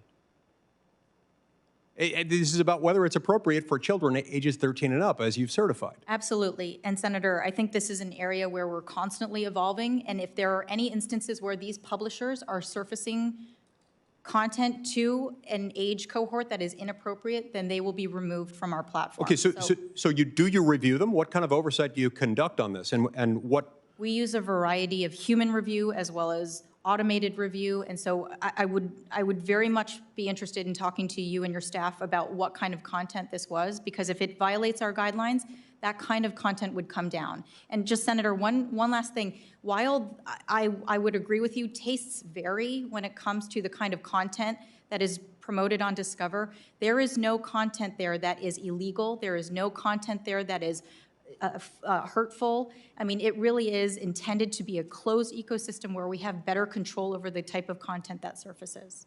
Now, Madam Chair, I just have one follow-up question. I just realized my... Yes, go ahead, I'll be Senator brief. Lee, and then our colleague, Senator Lujan. Thank you. Thank you so much, waiting. Madam Chair. So Snapchat has assured its users that it doesn't collect identifying data on them for advertising. How does Snapchat then decide what content is pushed to the top of their Discover page? So, Senator, if you go into your Snapchat account, you have the ability to select preferences, it's interest categories. And there are several interest categories that a user can select or unselect if they wish. That could be they like, to watch movies, or they enjoy sports, or they are fans of country music. At any point, it is completely transparent, and a user has the ability to go in and select what they like, and that determines the kind of content that is surfaced to them. If there is any content that they don't like, they can uncheck or check, and that really generates the kind of content that a user in Discover would see. Okay, my time's expired. Thank you so much, Madam Chair. I really do think we've got to get to the bottom of this. These app ratings are inappropriate. We all know that there's content on Snapchat and on YouTube, among many other places, that's not appropriate for children ages 12 or 13 and up. Well, I thank you, Senator Lee, and I would say to my line of questioning, and it's not appropriate to tell advertisers that it's not located next to content, and then it is next to content that is inappropriate. Senator Lujan. Thank you very much, Madam Chair. Ms. Stout, in your testimony, you mentioned that all content on Snapchat on the Spotlight page is human reviewed before it can be viewed by more than 25 people. Ms. Stout, yes or no, does human review help Snapchat reduce the spread of potentially harmful content? Yes, Senator, we believe it does. And I appreciate Snapchat's approach to this problem. More platforms should work to stop harmful content from going viral. However, far too often we find companies say one thing to Congress, and then once attention is diverted and the public is distracted, they go around and do the very thing they were warning us against. Can I hold you to that? Will Snapchat continue to keep a human in the loop before content is algorithmically promoted to large audiences? Well, Senator, this is the first time I've testified here before Congress, so please hold me to it. But at Snapchat, we have taken a very human moderation first approach, not just on Spotlight, but across our platform. So yes, indeed, human moderation will continue to play a huge part of how we moderate content on our platform and how we keep our users safe. I'm glad to see the importance of platforms taking responsibility before they amplify content and especially publish it to a mass audience, and it's something that many of us share. It's why I introduced the Protecting Americans from Dangerous Algorithms Act as well. Online platforms must be responsible when they're actively promoting hateful and dangerous content. Ms. Miller, I'm grateful that YouTube is making an effort to be more transparent regarding the number of users that view content in violation of your community guidelines. However, I'm concerned with one trend. Earlier this year, I wrote a letter to YouTube with 25 of my colleagues on the crisis of non-English misinformation on the platform. We need to make sure all communities, no matter the language they use at home, have the same access to good, reliable information. Ms. Miller, will YouTube publish its violative view rates broken down by language? Senator, thank you for your question, and what you're referring to is this latest data point that we shared earlier this year, in which for every 10,000 views on YouTube, 19 to 21 of those views are of content that is violative. And we apply our content policies at a global scale across languages. We do not preference any one language over another, and this includes for the violative view rate. And Ms. Miller, I don't believe that's good enough. When we don't break algorithms down by their performances across different groups of people, we end up making existing gaps, existing biases worse. We've seen this with facial recognition technology that unfairly targeted communities of color, and according to reports, we're seeing this happen right now on YouTube. So I'll ask again, will YouTube publish its violative view rate broken down by language? Senator, I would be happy to follow up with you to talk through these details. As I said, for all of our content policies and the enforcement there within and the transparency we provide, it is global in scope and it is across languages. I definitely look forward to following up and working with you in that space. Mr. Beckerman, before launching TikTok for younger users, did TikTok do any internal research to understand the impact it would have on young children? Thank you, Senator. I'm not aware, but for TikTok for younger users, the content is curated with common sense networks, and it's an age-appropriate experience, but I'm not aware of any specific research. I'd like to follow up on that as well, because products like TikTok can lead to addictive behavior and body image issues in young children, and it's critical that platforms work to understand these problems before they take place. This is a very serious issue, and it's one that's finally getting the attention that it deserves with revelations and whistleblowers that have come forth. I urge you to take this opportunity to begin a transparent public evaluation of the impact your product is having on young children. And in the end, I just want to follow up on something that many of us have commented on leading up to these important hearings. And I appreciate the chair's attention to this, the ranking member. Both of them have authored legislation. Our chair and ranking member of the subcommittee have also partnered on legislative initiatives. It's critically important that we continue moving forward and that we mark up legislation and get something adopted. And I'm certainly hopeful that here in the United States, we're paying attention to what's happening in other parts of the world. Again, Europe is outpacing the United States and being responsible with legislative initiatives surrounding protecting their consumers. There's no reason we can't do that here as well. And I just want to thank Chair Cantwell for the work that she has been doing in this particular space. And I definitely look forward to working with everyone to make sure that we're able to get this done here in the United States. Thank you so much, and I yield back. Senator Lujan, so you've reintroduced that bill in the Senate, is that right? So, okay, thank you. Very much appreciate that and appreciate your leadership. So the witnesses, we're waiting the return of Senator Blumenthal so I could go and vote. If he doesn't come in the next minute or so, we'll just take a short recess because we're way past time to get over there. But I want to thank all the members who've participated thus far because we've had a very robust discussion today. You can see that this is a topic that the members of this committee feel very, very passionately about and obviously believe that there's much more that we need to be doing in this particular area. So I appreciate everybody's attendance and focus. And again, want to thank Senator Blumenthal and Senator Blackburn for their leadership in having both of these hearings. And for the larger full committee, we had planned to move forward on many of these agenda items anyway, but we're very appreciative of the subcommittee doing some of this work in having members have a chance to have very detailed interactions on these policies that we need to take action on. So very much appreciate that. So I see Senator Blumenthal has returned. Thank you so much, and I'll turn it over to you.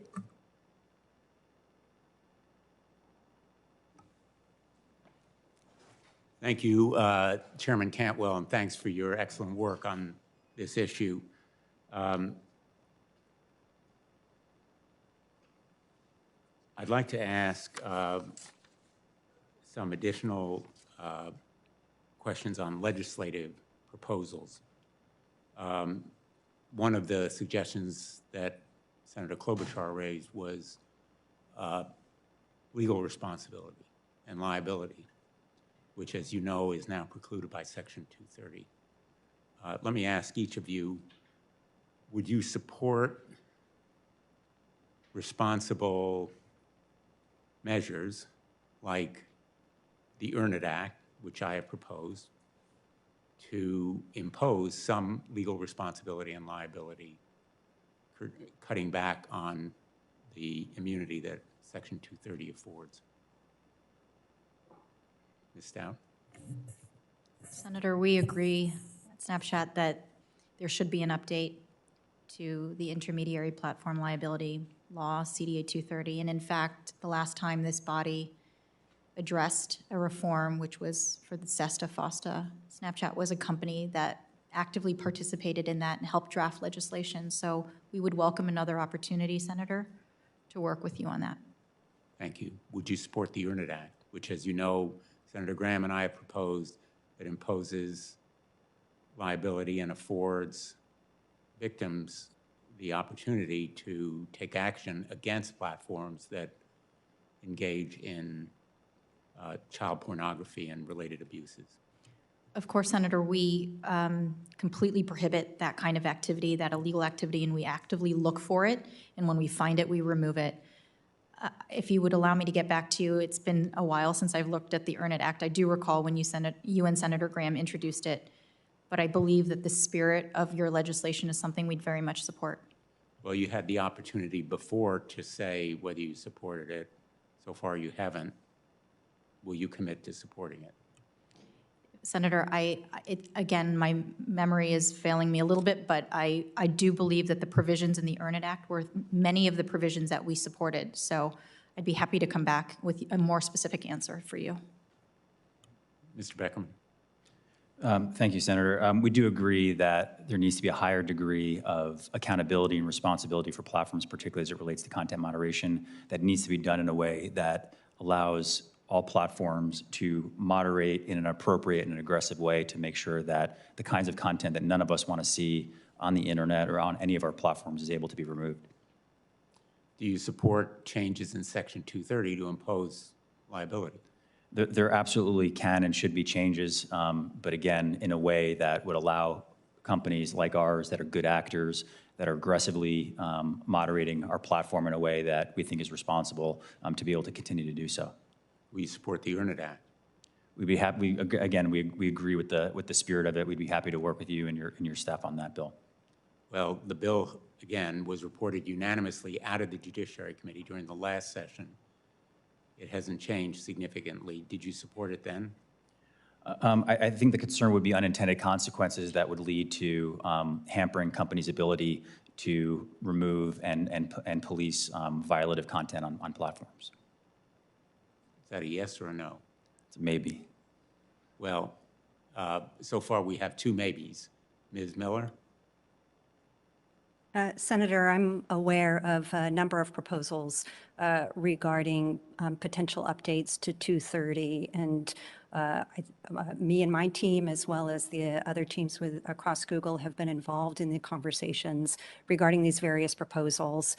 I would just like to say, though, that we see 230 as the backbone of the internet, and it is what allows us to moderate content, to make sure that we are taking down content that leads to potentially eating disorders, for example, what we've been talking about here earlier, or self-harm. So we want to make sure that we continue to have protections in place so we can moderate our platforms so that they are safe and healthy for users.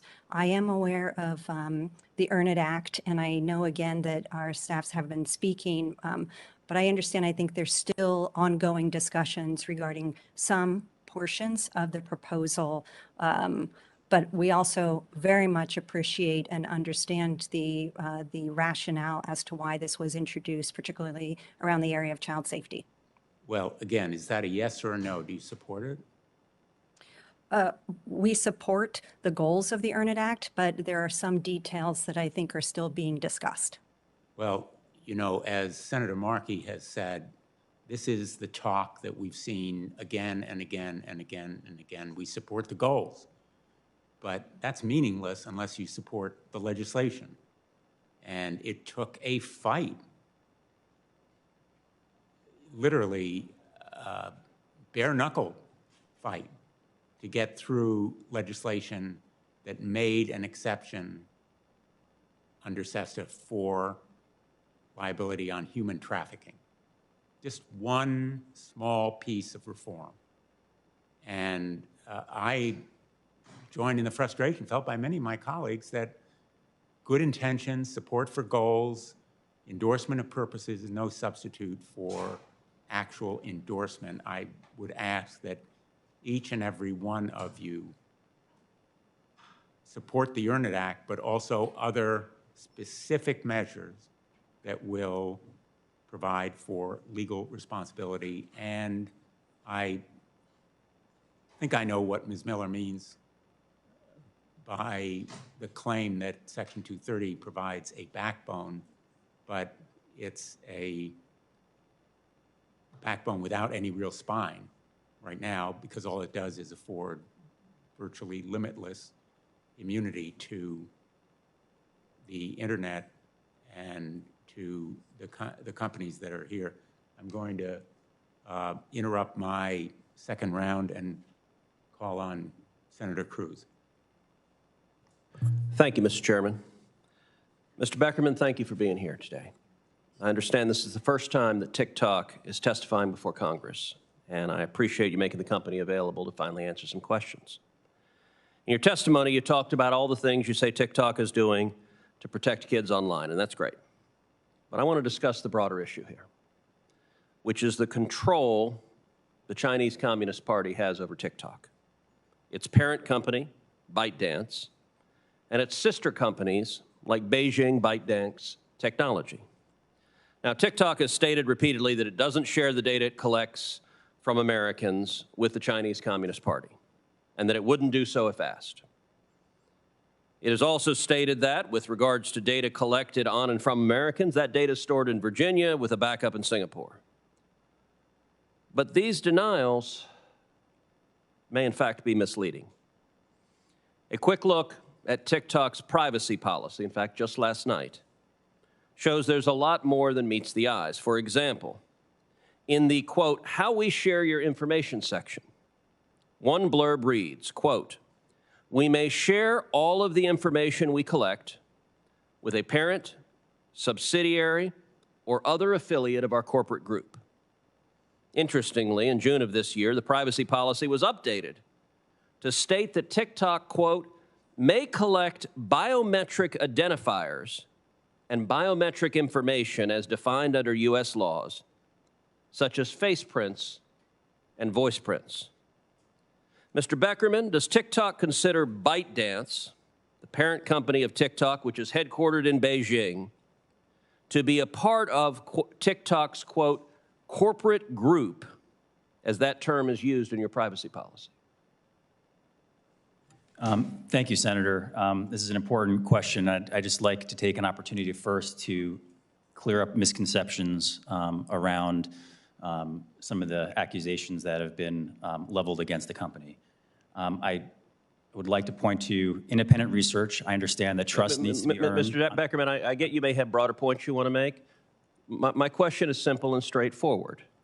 Does TikTok consider ByteDance, the parent company headquartered in Beijing, to be part of TikTok's corporate group? That's a yes or no. Senator, access controls for our data is done by our U.S. teams. And as independent researchers, independent experts have pointed out, the data that TikTok has on the app is not of a national security importance and is of low sensitivity. But again, we do hold that to a high standard, and we have access controls. Mr. Beckman, we're going to try a third time because the words that came out of your mouth have no relation to the question you were asked. Your privacy policy says you will share information with your corporate group. I'm asking a very simple question.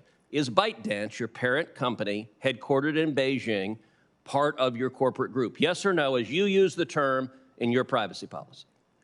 Senator, I think it's important that I address the broader point in your statement. So are you willing to answer the question, yes or no? It is a yes or no question. Are they part of your corporate group or not? Yes, Senator, it is. Yes, it is. Okay, so under your privacy policy, You're explicitly stating that you may be sharing data with them, including biometric identifiers, including face prints, including voice prints. Is that correct?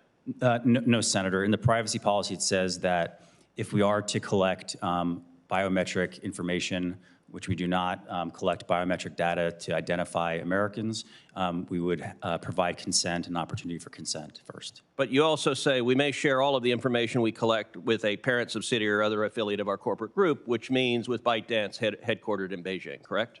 Under U.S. access control, sir. All right, secondly, what about Beijing ByteDance technology, which media reports from earlier this year showed Beijing took a minority stake in through a state-backed internet investment Chinese entity, and on the board of which now sits Wu Shenggang, a CCP official who spent most of his career in Chinese propaganda, including with a stint at the Online Opinion Bureau under the Cyberspace Administration of China, China's internet regulator. Would you consider Beijing ByteDance technology to be a part of TikTok's corporate group with whom TikTok could share all of the information it collects? Senator, I want to be clear that that entity has no affiliation with TikTok.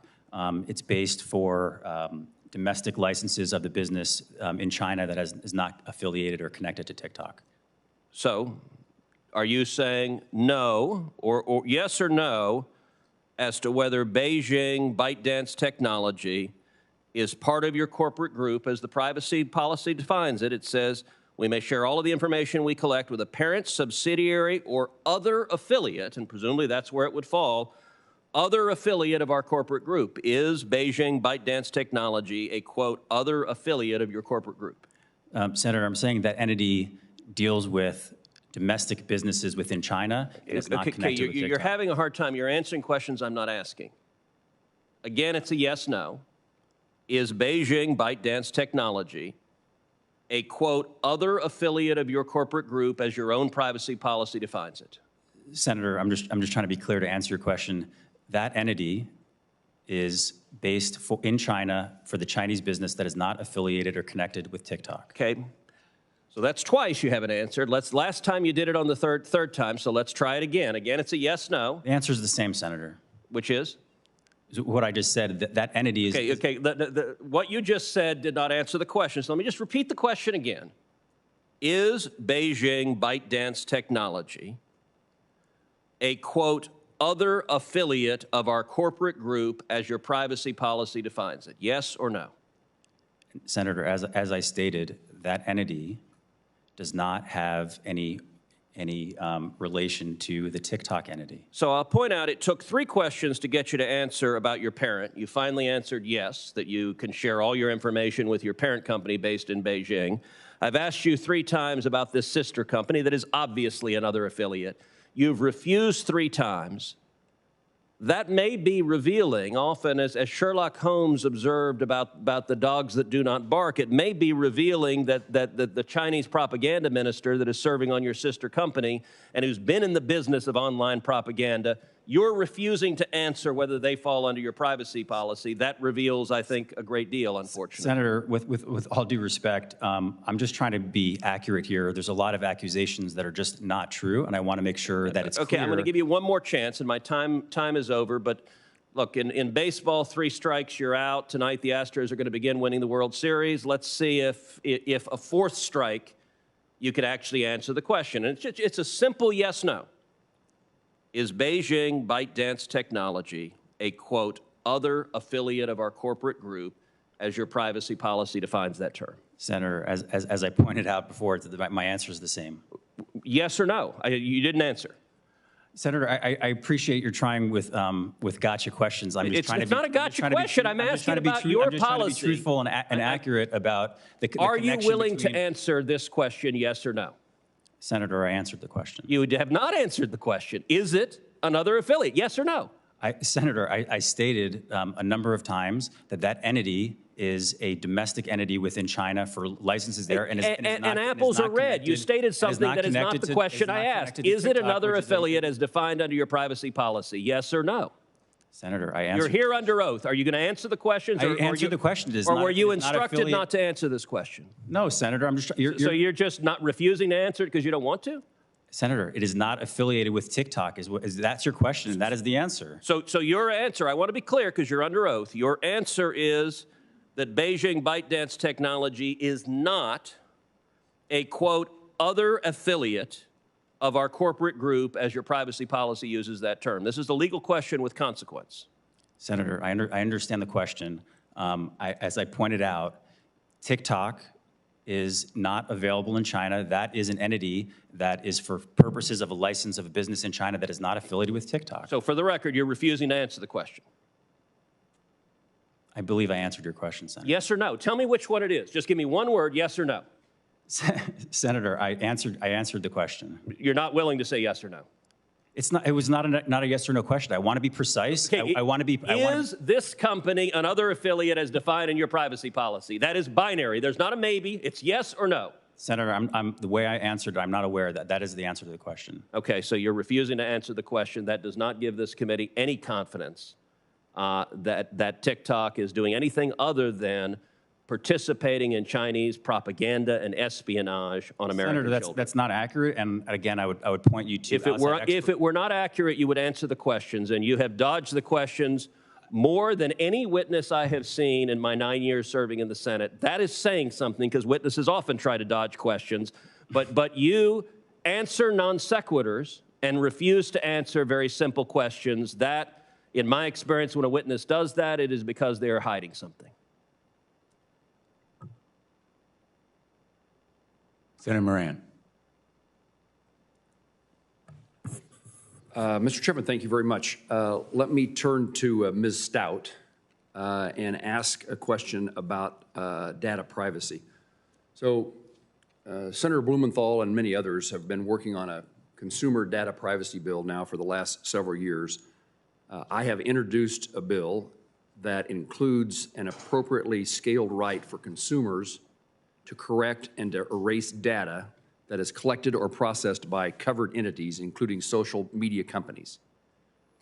Ms. Stout, I understand that Snap currently allows users the right to correct or delete their user data. Would you please explain Snap's decision to proactively provide this service? Thank you, Senator, for the question. And I just want to say we applaud the committee and your leadership on this issue, and we fully support a federal comprehensive privacy bill and look forward to continuing to work with you and your staff on that. To address your question, yes, Senator, Snap has been designed with a very privacy-centric focus from the very outset. We don't collect a lot of data. We believe in data minimization, short data retention periods. And to the effect that you made, as you pointed out, we don't store content forever, and we believe in giving users transparency and control, which includes giving them the ability to delete their data if they wish, or the ability to download their data. We have a tool within the app. Users are able to download their data, which gives them essentially portability of any kind of information that they may have agreed to share or post or put on their Snapchat account. And other platforms who may not take the same position that Snap has, tell me what it is that you give up in your ability to earn revenue. What is it that you lose by doing that, if anything? So, Senator, we make trade-offs every day that sometimes disadvantage our bottom line. And there are no rules or regulations that require companies like Snap to have short retention periods. That is why federal privacy legislation is so critical, or why we choose to voluntarily have a data minimization practice. So oftentimes that means that advertisers find other platforms perhaps more enticing because those platforms keep a history of anything that's ever been searched or ever been shared or location data that's ever been provided. And that is not the case on Snapchat. So that's a trade-off, Senator, that we make because we believe in being more private and more safe. Because if you did it otherwise, what would you gain by doing so? We just believe we have a moral responsibility to limit the data that we collect on people. And you're answering it fine, but I'm curious to know, are you giving up, can you generate money? What do you generate by keeping that data and some other way using it? Yes, I think we limit ourselves in our ability to optimize for those advertisements and make more money. And we are a company that has not yet turned a profit. We've invested every dollar back into our company, and we're here for the long game. And our real ultimate desire is to make a platform that is safe for our community. Thank you. And Mr. Beckerman, what responsibility do platforms have to prevent harmful social media trends from spreading? And how can TikTok improve its algorithm to better comply to TikTok's own terms of service that prohibit, quote, content that promotes or enables criminal activity?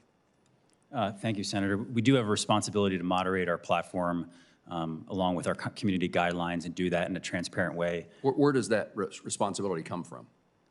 Just comes from doing the right thing. You know, for us, we want to be a trusted platform. We want to be a platform where people have a joyful experience and like coming to the app, and that's what we're seeing. And that starts with our community guidelines. Certain content, like you mentioned, illegal activities, misinformation, other categories that you wouldn't allow on the platform. We work really hard. I think our content moderation teams and our safety teams are often the unsung heroes of the companies that are working every day 24/7 to ensure that community guidelines are met and the platforms stay positive, joyful. The nature of my second question, the add-on question, was leading because it suggests that you're not complying with your own terms of service that prohibit content that promotes or enables criminal activity. And my question was, how can you improve your algorithm to better accomplish that? Maybe you want to discount the premise of the question. No, Senator. I mean, it's an important area where we always want to get to 100%. We release regular transparency reports, and 94% of our removals of violative content are done proactively. Much of it is done within 24 hours or before there's any views. We always want to strive to get 100%, and that's something that we fight and work on every single day. Thank you. Thank you, Chairman and Ranking Member Blackburn. I think the series of hearings that this subcommittee is having are hugely important to the nature of our country and to its future. Thank you. Thanks, Senator Moran. Senator Blackburn. Thank you, Mr. Chairman. Ms. Miller, I would like to come to you. You talk about moderation is a combination of machine learning and human review, and it seems that YouTube has no problem pulling down videos that question abortion, global warming, vaccine mandates, but child abuse videos remain on your site. So I am interested to know more about the specific inputs that you use in these reviews. Who establishes these inputs, and who oversees them to make sure that you get them right? Senator, thank you for your question. So we heavily invest in making sure that all of our users, but particularly kids on the platform, have a safe experience. And the way that we do this is with a number of levers. For example, we have content policies as it relates to child safety on the platform, so not putting minors into risky situations in videos on the platform. Okay, we have then policies. let me jump in and ask you then, if you're saying you don't want to put children into risky videos. There is a world of self-harm content on your site, and a few searches come up with videos such as, and I'm quoting from searches that we've done, songs to slit your wrist by, vertical slit wrist, how to slit your wrist, and painless ways to commit suicide. Now, that last video, Painless Ways, was age-gated, and but do the self-harm and suicide videos violate YouTube's content guidelines, if you're saying you have these guidelines? Senator, I would certainly welcome following up with you on that video you may be referencing, because we absolutely prohibit content regarding suicide or self-harm. I have to tell you, we have pulled these down in my office. Our team has worked on this because I think it's imperative that we take the steps that are necessary to prevent children and teens from seeing this content. And I just can't imagine that you all are continuing to allow children to figure out how to do this on your site, how to carry out self-harm. So yes, why don't you follow up with me for more detail, and I would like that response in writing. And I also talked to a film producer friend this morning, and the film trailer for I'm Not Ashamed, which was based on the story of Rachel Scott. She was the first victim of the Columbine attacks. And the film focused on her faith and how it helped in her life. So why would you remove this film trailer and block its distributor from being on your site? And you did this for 11 months. You did not put the trailer back up until Hollywood Reporter called and said, why have you done this? You got an answer on that one? Senator, I'm sorry, but I'm not familiar with that specific removal. Then let's review this. Yep. Because and we can submit the documentation. I had it sent back over to me. Ms. Stout, I want to come to you. We had an issue in Memphis with a 48-year-old man who was on your site. He raped a 16-year-old Memphis teen. And he claimed to be a music producer. He lured her into this relationship. And one of the news articles recently called Snapchat the app of choice for sexual predators. This is something that is of tremendous concern. And much of it, from what I understand from talking to moms and talking to grandmoms, is they use the Snap Map location service. And I know you're probably going to say only your friends can follow you, but somehow people are getting around that. And these sexual predators who are following young people are using this map to get to their location. So we had this in Memphis with the rape. We have another child that was in the middle part of the state that the predator followed her, and she tried to commit suicide because she knew her family was going to find out. So are you taking steps? Do you want to give me a written answer as to the steps that you all are taking? How are you going to get a handle on this? This is endangering young women. Senator, I'm more than happy to give you a detailed written answer, and you have written to us in the past, and I appreciate your leadership in following up on this issue. I want to just make crystal clear that the exploitation of minors is absolutely deplorable. It is our highest priority to prevent this type of event from happening on our platform. But with respect to the map, yes, indeed, location appearing on the map is off by default for everyone, not only for minors, but for everyone. So in order to appear to someone on the map and share your location, you must be bi-directional friends with that person. I will say with respect to grooming, this is an area where we spend a tremendous amount of time and resources to try to prevent. Snapchat makes it intentionally difficult for strangers to find people that they don't know. We do not have open profiles. We do not have browsable pictures. We don't have the ability to understand who people's friends are and where they go to school. So, Senator, I'd be more than happy to follow up with you in writing and provide you more details. Let's do that so we get some more detail. One question for all three of you, and you can answer this in writing if you choose. You've all talked about the research work that you do.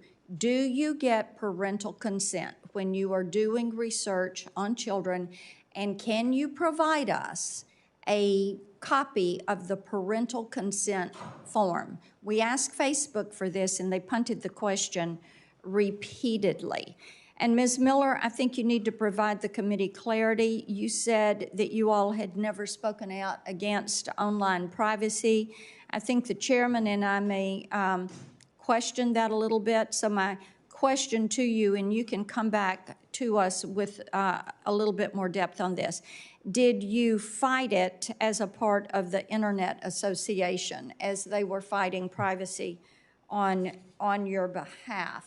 And just one thing to wrap, Mr. Chairman, going back to Mr. Beckerman, with the confusion there seems to be around the ownership of TikTok, which their parent company is ByteDance, and the CCP does have a seat on the board. They have a financial stake in ByteDance. Their Douyin is a affiliated entity, and we know there's a relationship with the Chinese Communist Party through all of this. And then I checked, and I know that TikTok user data is stored in the US and Singapore, and until quite recently, Singapore data services were run by Alibaba, which is another Chinese company. So what we need to have from you, Mr. Beckerman, is some clarity on the chain of ownership of the transmission and the sharing processes that are around U.S. consumer data, especially the data and information of our children. And with that, I will yield back. Thank you, Mr. Chairman. Thanks, Senator Blackburn. We're going to go to Senator Sullivan. We're going to finish the first round. Senator Sullivan, Senator Lummis. I'm going to go vote. I should be back by the time that Senator Lummis finishes. And in the meantime, Senator Blackburn will preside. Thank you.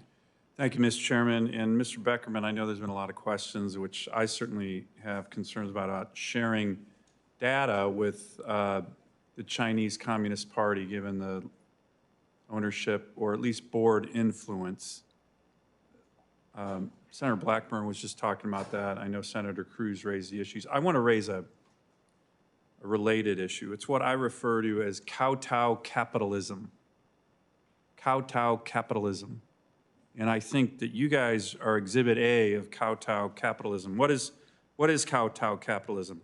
It's American executives of American companies censoring Americans' First Amendment rights in America so as not to offend the Chinese Communist Party and or to gain access to the Chinese market. So we see it on Wall Street.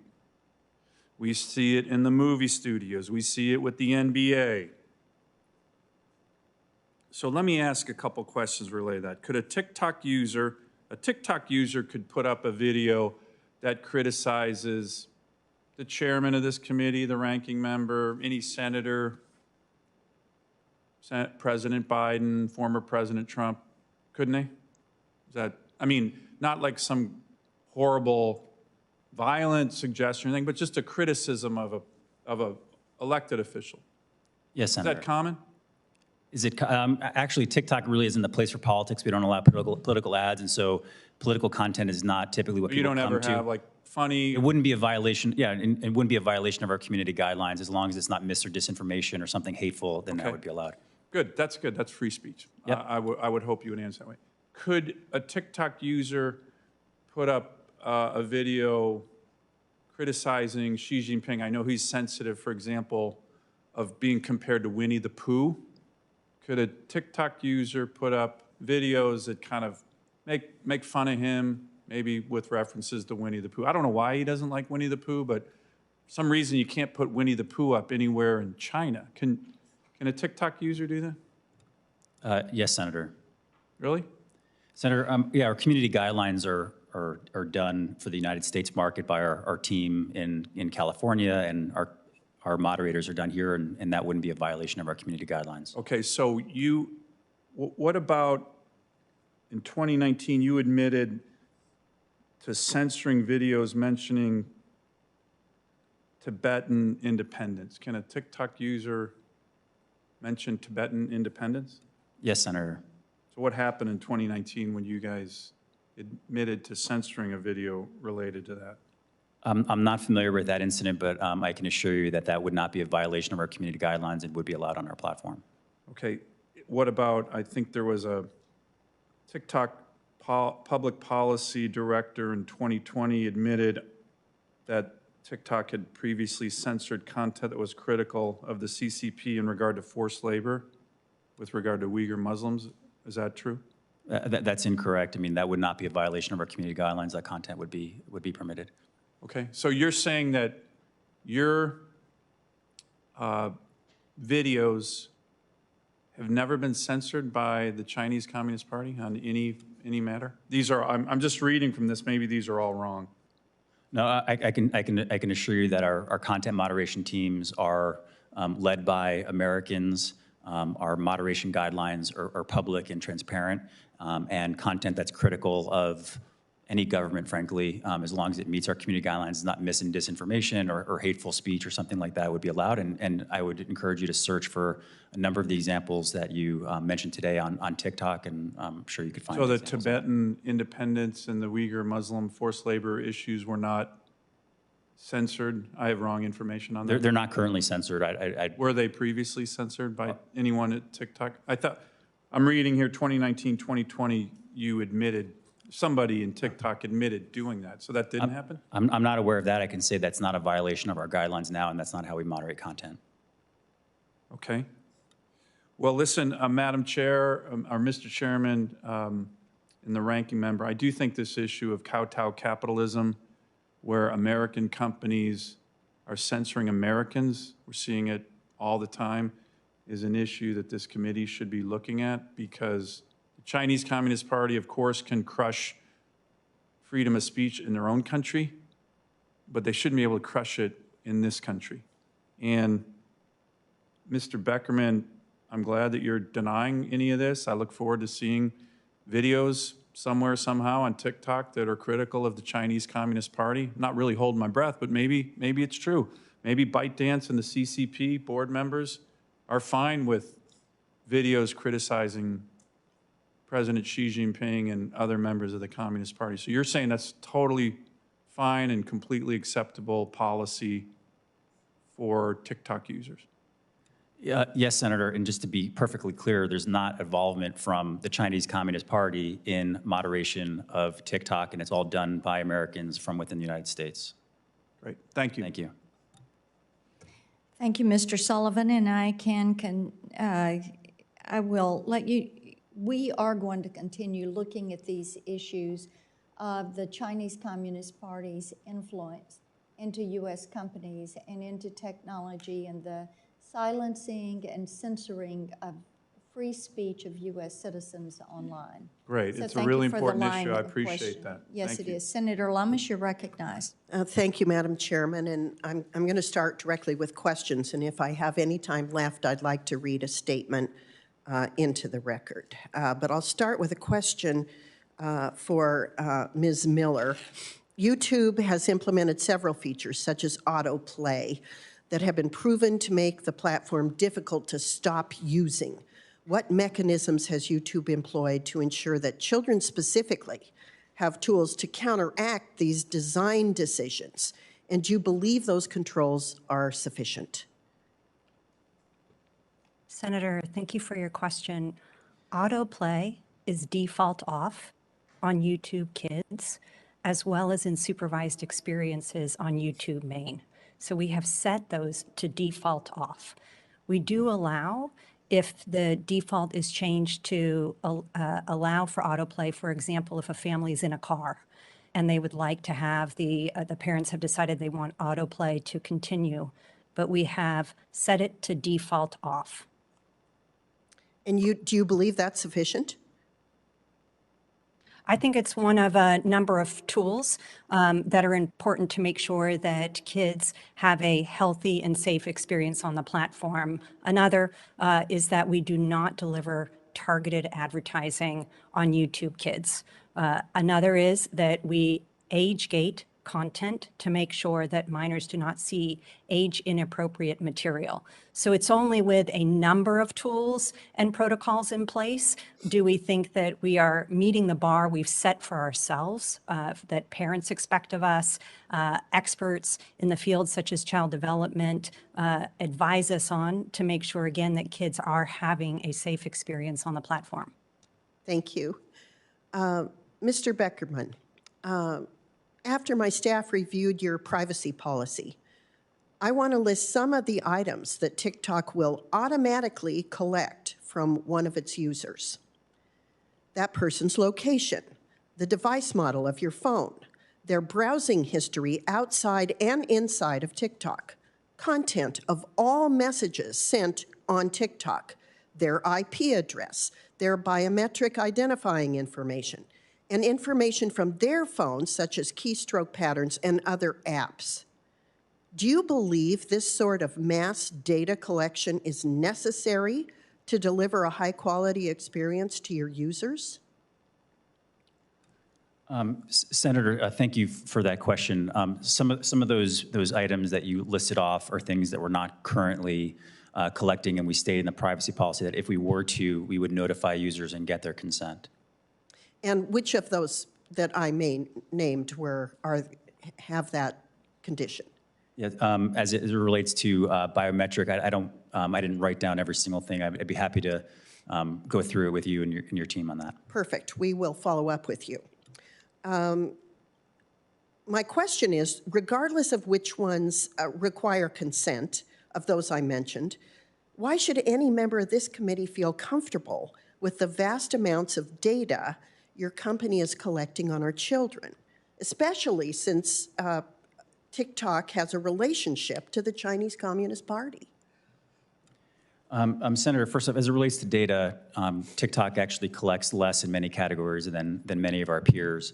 And some of these things, as you mentioned, keystroke, that's not collecting actually what people are typing. That's actually an anti-fraud, anti-spam measure that measures the cadence of typing, because a bot, for example, would behave very differently than a human. And so it's not actually collecting what people are typing. It's an anti-fraud measure. Which of your competitors or other companies that you're aware of collect more information?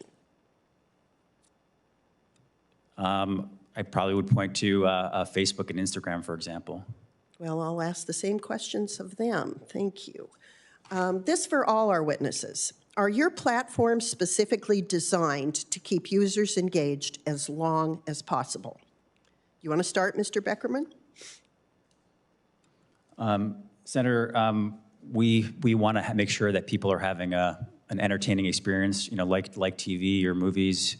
TikTok is meant to be entertaining, but we do think we have a responsibility along with parents to make sure that it's being used in a responsible way. We have take-a-break videos, we have time management tools, and family pairing is another tool where parents can help limit the time that their teenagers are spending on the app. But is the length of engagement a metric that your company uses in order to define success? There's multiple definitions of success, Senator. It's not just based on how much time somebody's spending on the app. But is that one of them? Is length of engagement one of the metrics?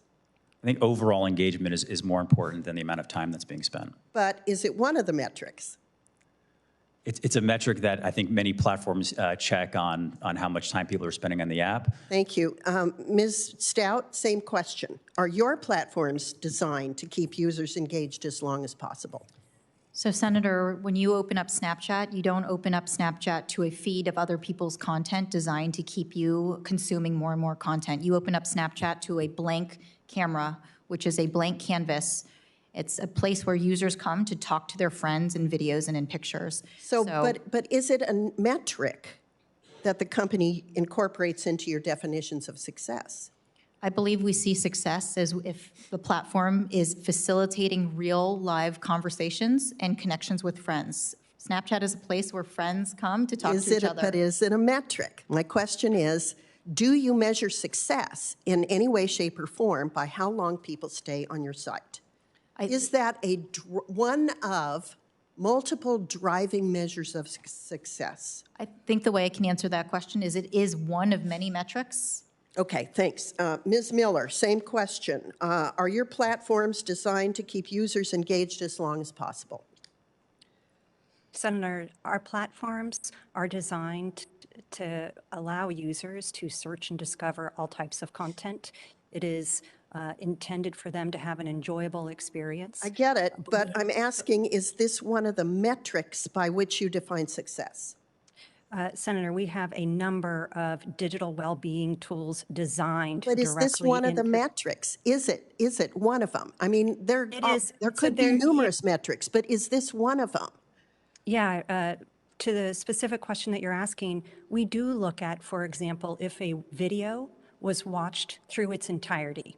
That helps us determine whether or not that was a quality video relative to the search that the user had. So we do look at those types of data points to inform us as it relates to the experience that the user has had on the platform. Thank you. Madam Chairman, do I have time to enter an opening statement? Thank you, Madam Chairman. This generation of children will grow up under a level of surveillance well beyond any previous one. And although the recent Wall Street Journal reports focused on the problematic harms of Facebook, we know that the problem is endemic among our youth and bigger than Facebook alone. Children are impressionable. They are easily manipulated by targeting advertising to them, and they are readily influenced by the highly sophisticated algorithms that often serve age-inappropriate content to its youth users.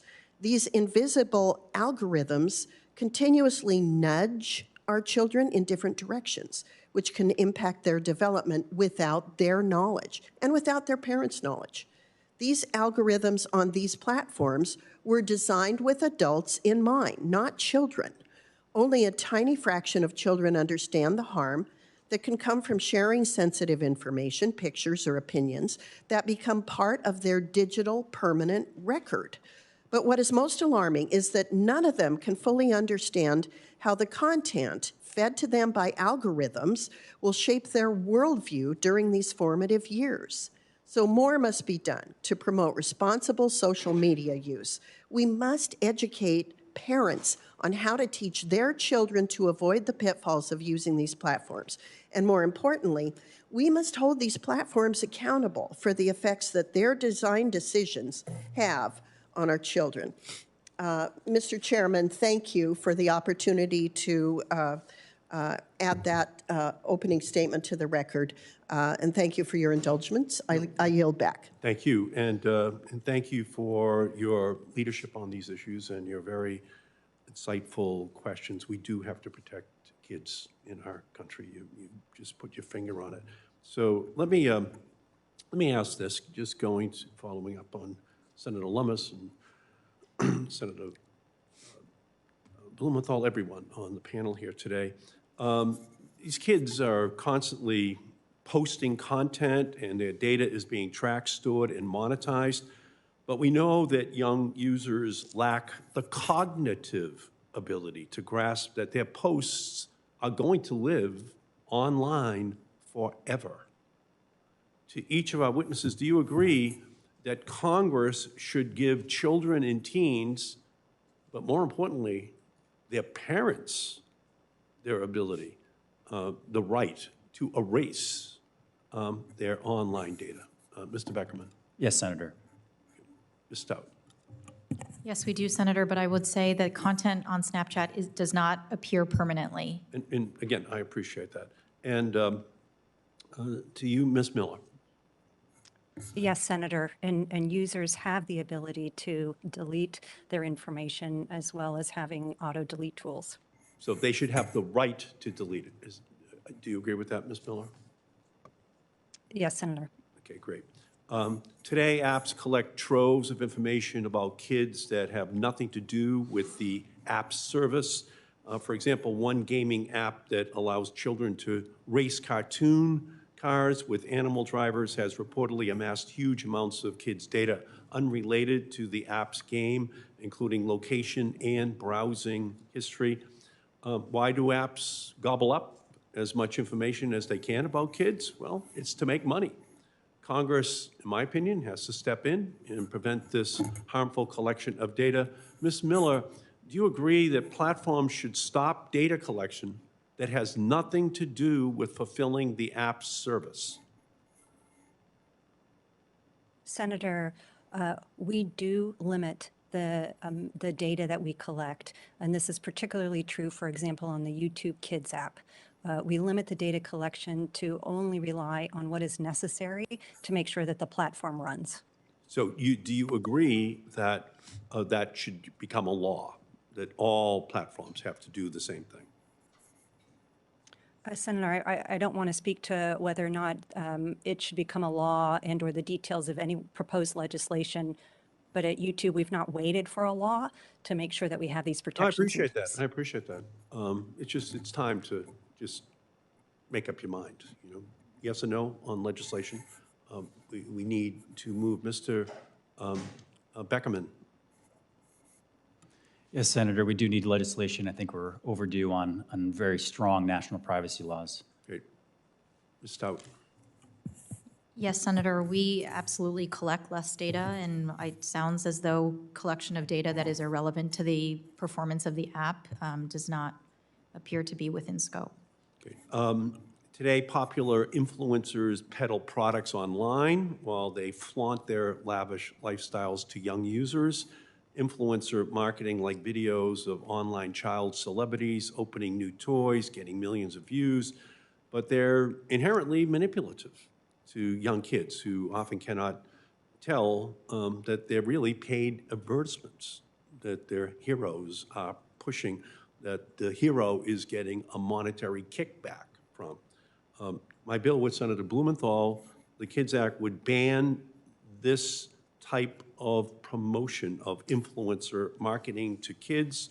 To each of the witnesses, do you agree that Congress should pass legislation to stop apps from pushing influencer marketing to children in our country? Yes or no? Ms. Miller. Senator, again, we've actually moved in this direction, whereby we have a set of quality principles regarding the type of content that's made available on the YouTube Kids app, and in so doing, we make sure that we're not providing content that, for example, would have a significant prevalence of that type of material, and we also limit the types of ads that can be delivered on the app. I apologize, but I don't know the details. Should we make it illegal so that people out there who might be trying to influence children know that there's an enforceable penalty that they would I absolutely think it's worth a discussion. I would need to stare at the details of such a bill. Again, it's been around for a long time. Mr. Beckerman.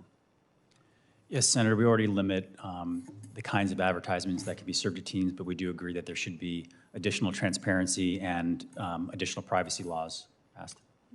Ms. Stout. Senator, I would agree that I think for young people, there should be additional protections placed. So yes, we would be happy to look at that. And by the way, we ban it on television because we know that we can't have the hero just holding the product on Saturday morning and just saying, hey, kids, tell your parents to buy this right now. We ban it there. We have to ban it online. So thank you. And finally, push alerts. Studies show that 70% of teenagers report checking social media multiple times a day. Excessive use of social media has been linked to depression, anxiety, and feelings of isolation. The last thing apps should be doing is using methods like push notifications, automated messages that nudge users to open an app to make young users spend even more time online. To each of the witnesses, do you agree that Congress should pass, again, the law that Senator Blumenthal and I are trying to move, which would ban push alerts for children? Ms. Miller. I agree that additional protection should be in place regarding things such as push alerts for children. Okay, thank you. Mr. Beckerman. Yes, Senator, we already limit push notifications. Should we ban push notifications, Mr. Beckerman? I think that'd be appropriate, but we've already done that proactively for some push notifications. Okay, Ms. Stout.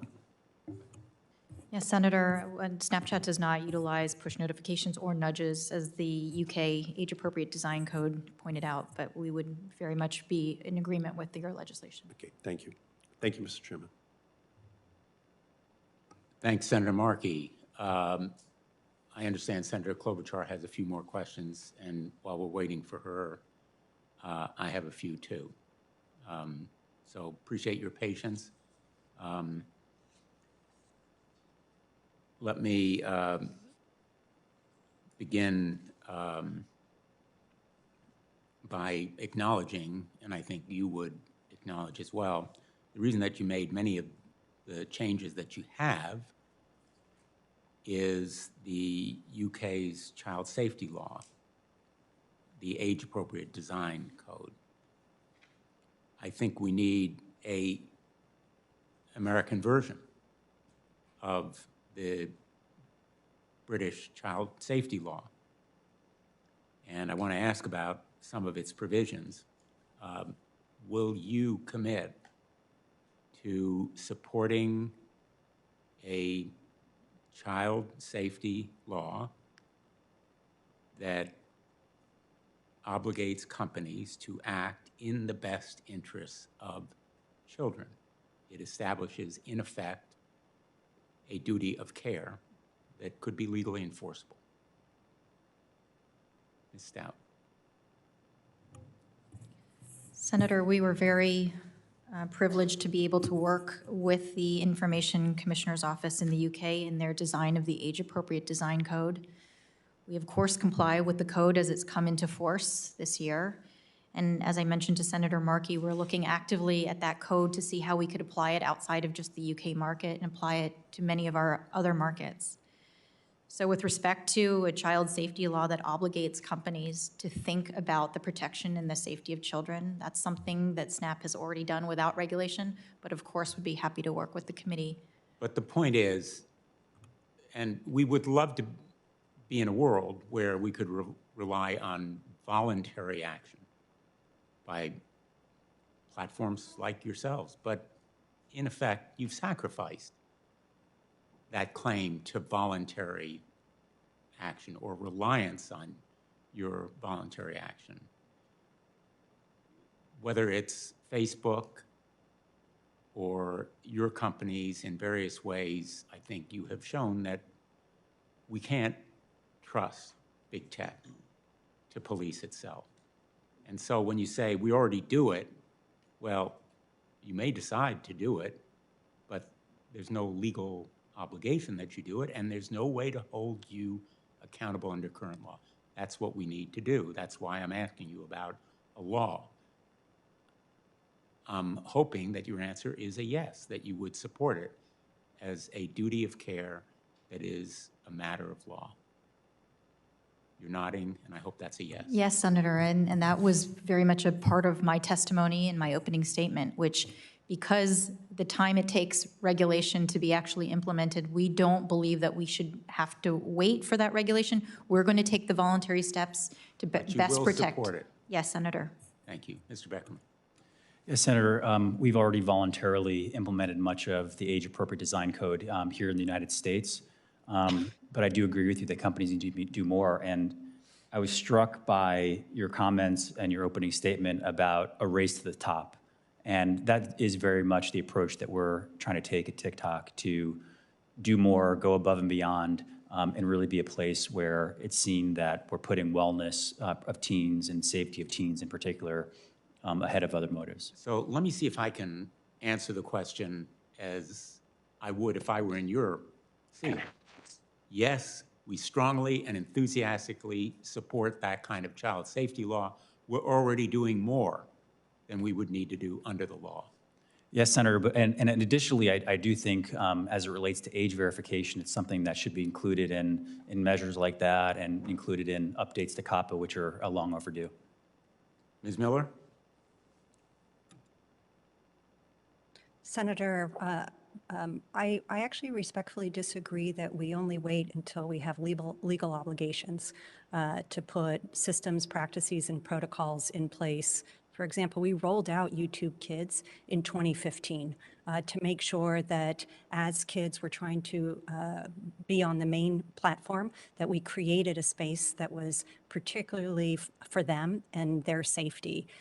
We've rolled out a number of I'm going to interrupt you, Ms. Miller, because I think you misinterpret me. I'm not suggesting that you wait. On the contrary, I'm suggesting that you do it now. I think Mr. Beckerman and Ms. Stout perfectly well understood my question. Both of them would support that law. Would you, yes or no? I would support looking at any details as it relates to additional legal protections for kids in the U.S. As you may know, the Age-Appropriate Design Code went into effect in the UK just over a month ago, so it's still early days. But we had already rolled out a number of the protections required in the UK. We had rolled them out globally. Is that a yes or no? Yes, I would be happy to work with you and your staff Would you on support this a U.S. legislation? version. Would you support a version of the UK child safety law? I would need to stare at the details of any specific bill, but I certainly support expansions of child safety protections. I'm going to yield to Senator Klobuchar. I understand she's now ready to ask her question. Thank you. Thank you very much. Thank you for a lot going on here today. Thank you for taking me remotely for the second round. One of the things that I've tried to do in all of these hearings that we've had, including in the Judiciary Antitrust Subcommittee that I chair, is taking the veil off this idea that this is just web, everyone has fun, that's what it is, and it's just a cool thing.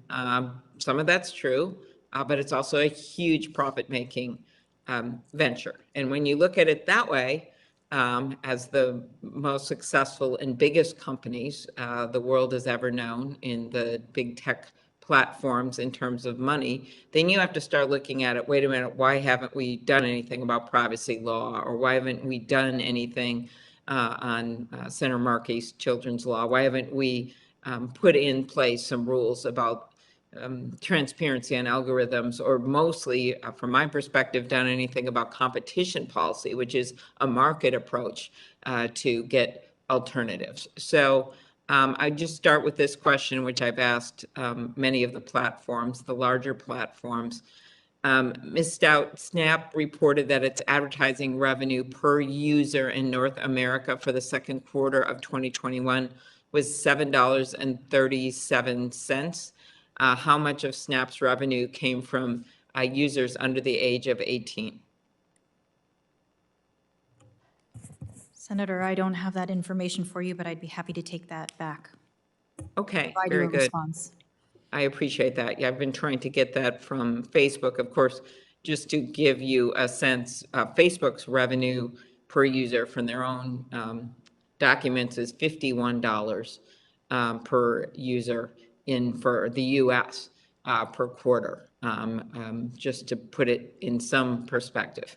Mr. Beckerman, TikTok is a privately held company, so we don't have public documents on your advertising revenue per user. What is your best estimate of advertising revenue per US user for the last quarter? Senator, I don't have those numbers, but I'd be happy to go back and check in with the team. Do you think you can provide us that? Again, we're not a public company, but I'll go back and see what we can find for you. Okay, and again, I'm trying to figure out the percentage from users under the age of 18 for us to get some perspective on how much of this is how much of the business and the future growth of the business is in kids. Ms. Miller, YouTube reported that its advertising revenue overall in the second quarter of 2021 was $7 billion. How much of YouTube's revenue came from users under the age of 18? Senator, I don't know the answer to that, and I'm not sure if we look at data internally that way. So I would also be happy to follow up with you. But I would like to note that as a company, we've long shared our revenue with our creators, and so over the last 3 years alone, we have paid out more than $30 billion to our creators. Okay. My work with the Antitrust Subcommittee takes me in related paths, and I recently introduced the bipartisan legislation, the American Innovation and Choice Online Act, which with Senator Grassley, and there's several people, including Senator Blumenthal, who are co-sponsors of that legislation. And it's focused on a gnarly problem, which is that you have platforms that are self-preferencing their own stuff at the top. They are taking, in some cases, data that they uniquely have on other products and then making knockoff products and then underpricing the competitors. Ms. Miller, Roku says YouTube has made unfair demands in negotiations for carrying the YouTube TV app on Roku, including demanding Roku give preference to YouTube over other content providers in its search results, which is exactly what this legislation gets to. and give YouTube access to non-public data from Roku's users. Did YouTube make these demands for non-public data and preferencing in search results in negotiations with Roku? Senator, I am not involved in the negotiations with Roku. I know we've been having discussions with them for several months, and we're trying to come to a resolution that's good for users as well as both companies, but I'm not involved in the negotiations. Okay, I'll put this on the record for others in the company, because also I'd like to know more generally if YouTube has ever demanded non-public data or preferencing in search results in negotiations with other providers. It just gives you a sense of a dominant platform by far in the area of search, being able to use that power over people who are simply trying to be on that platform. So I think that gets really to the core of what we're trying to do. I also just had a follow-up on your YouTube banning all vaccine misinformation, which I commended you for at the time. How much content have you removed related to this policy change since you banned all anti-vaccine misinformation? And have you seen a change in the viewership rate? Senator, I feel bad. I think this is a question I would absolutely love to answer with as detailed but I know that we've removed so much video as it relates to COVID misinfo. We'll put it in writing and we'll get the answer that way. Thank you. My last question, Ms. Stout, Mr. Beckerman, I just mentioned this bill that Senator Grassley and I have introduced with 10 other co-sponsors aimed at ensuring that dominant digital platforms don't use their market power to thwart competition. Do you support some of the competition reforms in the bill, and have you faced any challenges when it comes to competing with the largest digital platforms? That'll be my last question. Senator, we're aware of the bill that you introduced with Senator Grassley, and as a non-dominant platform, very much appreciate your legislation and the work that you're doing in this space. And yes, as a smaller platform, it is an incredibly competitive arena for us. We compete every day with companies that collect more information on users and store that information to monetize. So any efforts that this body, and especially the legislation that you've undertaken to create an equal playing field so that it is indeed a competitive atmosphere for platforms like Snapchat, we would very much welcome. Okay, thanks. Mr. Beckerman? Yeah, likewise, we appreciate your efforts and the work that you've done to promote and spur competition. That's something that I think we all benefit from. As it relates to specific challenges that we faced, I'd be happy to meet with you and your team to discuss in detail some of those issues. Thank you very much. Thank you, everybody. Senator, I found the answer, if you don't mind. Okay. So on COVID misinfo, we've removed over 1 million videos since we started rolling out COVID misinfo, and over 130,000 videos as it relates to COVID vaccine misinfo. So it's an area we've put a lot of resources behind to make sure our platform isn't promoting or allowing this type of content. Thank you. Okay, thank you. Thanks, everybody. Thanks, Senator Blumenthal and Blackburn. Thank you, Senator Klobuchar. I seem to be the last person standing or sitting between you and the end, but I do have some questions. Ms. Stout and Mr. Beckerman, over 10 million teens use your app. These are extremely impressionable young people, and they are a highly lucrative market. And you make tens, probably hundreds of millions from them. There's a term, I'm sure you've heard it, called Snapchat dysmorphia, to describe the depression, mental health, and other issues associated with your apps. Snapchat dysmorphia. Kids use the filters that are offered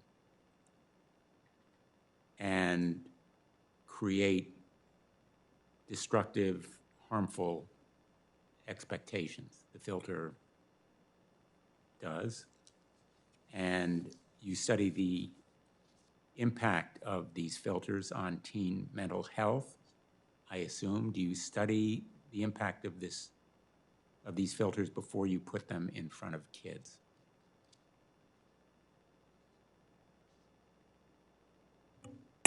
Ms. Stout. Yes, Senator, the technology that you're referring to is what we call lenses.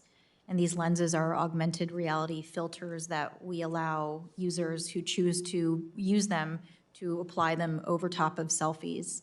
And for those that are familiar, they are the, opportunity to put on a dog face or I've seen them, but they also change one's appearance potentially to make one thinner, different colors, different skin tones. So these filters, Senator, are created both by Snapchat and our creator community. There are over 5 million of these augmented reality filters, and a very, very small percentage of those filters are what you would call beautification filters. Most of them are silly, fun, entertaining filters that people use to lower the barrier of conversation. Because again, when you're using Snapchat, you're not posting anything permanently for likes or comments. You're using those filters in a private way to exchange a text or to exchange a video message with a friend. So it really kind of creates this fun, authentic ability to communicate with your friends in a fun way, and those filters are one of the many ways in which friends love to communicate with each other. Do you study the impact on kids before you offer them? Have you studied them? So we do a considerable amount of research on our products, and in fact, I think it was one of the competitive pieces of research that was revealed as part of your earlier hearing showed that filters or lenses on Snapchat are intended to be fun and silly. It's not about body dysmorphia. We all know, as parents, something intended to be fun and silly can easily become something that is dangerous and depressing. And that is the simple fact about these filters. Not all of them, maybe not the majority of them, but some of them. And I'd like you to provide the research that you've done. I've asked for other research, but I'm gathering from what you've said that you don't do the research before you provide them. No, Senator, that's not what I'm saying. And in fact, particularly with respect to this question, I'm not able to answer the kind of research we've done simply because I'm not aware. But I will go back and look and try to get you an answer to answer your question. For 8 years, Snapchat had a speed filter. It allowed users to add their speed to videos, as you know. The result was that it encouraged teens to race their cars at reckless speeds. There were several fatal and catastrophic crashes associated with teens using the speed filter. It took, I think, 8 years. And warnings from safety advocates and multiple deaths for Snapchat to finally remove that dangerous speed filter. It was silly. It was maybe fun for some people. It was catastrophic for others. And I want to raise what happened to Carson Bride. His mother, Kristen, originally from Darien, told me about how Carson was relentlessly bullied through anonymous apps on Snapchat after trying desperately to stop the abuse, and after unanswered pleas for help, he took his own life. Silly, fun. How can parents protect kids from the relentless bullying that follows kids home from school? As Ms. Haugen said so movingly, no longer stops at the schoolhouse door, now 24/7, comes into their homes just before they go to sleep. What are you doing to stop bullying on Snapchat? Senator, this is a incredibly moving issue for me as a parent as well. Bullying is unfortunately something we're seeing more and more happening to our kids. And indeed, this is not just on the online community. They face it at school, they bring it at home. We have zero tolerance on Snapchat for bullying or harassment of any kind. And as a platform that reaches so many young people, we see this as a responsibility to get in front of this issue and do everything we can to stop it. So again, because Snapchat is designed differently, you don't have the multiple abuse vectors for bullying in a public sort of way on Snapchat. You don't have public permanent posts where people can like or comment, thereby introducing additional opportunities for public bullying or public shaming. That's not to say that bullying doesn't happen both online and offline. And so we have in-app reporting tools where users can anonymously and quickly report bullying or any other harmful activity. And I will say our trust and safety teams that work around the clock actually move to remove this content on average in less than 2 hours. Usually it's far more quickly than that. But I want to assure you, Senator, and thank you for raising the bullying issue. In addition to prevention, in addition to combating this practice, we do a lot to prevent it. And we think that there ought to be more opportunities to raise awareness on the effects of bullying and the effects that people's words have on other people, and we will continue to make that commitment. Mr. Beckerman, we've heard from TikTok that it's a safe environment. At the same time, we see challenges, the blackout challenge, just to take one example, where in effect, teens and children have actually died emulating and recording themselves following blackout and choking challenges, including a 9-year-old in Tennessee who saw one on TikTok. Despite apparent efforts to discourage certain dangerous trends, this content is still being posted and viewed widely by kids online and followed and emulated, whether it is destruction of school property or other kinds of challenges. A mother who lost her child in the choking challenge shared questions with me, and they're questions that deserve answers from you and from others who are here today. And I'm just going to ask her a question. How can parents be confident that TikTok, Snapchat, and YouTube will not continue to host and push dangerous and deadly challenges to our kids? Thank you, Senator. As it relates to this specific challenge, and particularly things that can be dangerous or deadly for teens, it's sad and tragic. I mean, I remember myself when I was in grade school, had a classmate that we lost from something very similar. And so I know it's something that touches many of our lives, and it's awful. As it relates to TikTok, this is not content that we've been able to find on our platform. It's not content that we would allow on our platform. Independent fact checkers have looked, but it's important that we all remain vigilant to ensure that things that are dangerous or even deadly, particularly for teenagers, don't find their way on platforms. And it's important that we all have conversations with our teenagers to make sure they stay safe offline and make sure they stay safe online. And it's a responsibility that we take. And again, I just think it's important that we distinguish between things that there is actual content on platforms encouraging things, and others where actually the content does not exist on the platform. But this content existed on your platform. Senator, we have not been able to find any evidence of a blackout challenge on TikTok at all. And again, it would violate our guidelines, but it's something that we proactively search both with AI and human moderators, but we have found absolutely no evidence of it.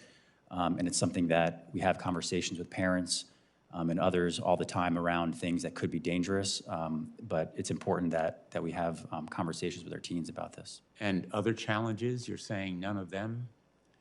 As a on your platform? Like specific, so anything that is illegal or dangerous violates our guidelines. Our teams have been very aggressive and acted very quickly as things pop up on the platform. As our transparency reports show, over 94% of content that violates our guidelines is removed automatically.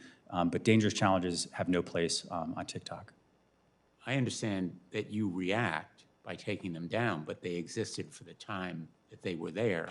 And I guess my question is, what can you do to prevent those challenges from being there in the first place? Well, we're often able actually to be proactive in blocking things from coming on. When they're found, we divert searches, we block content, we remove content.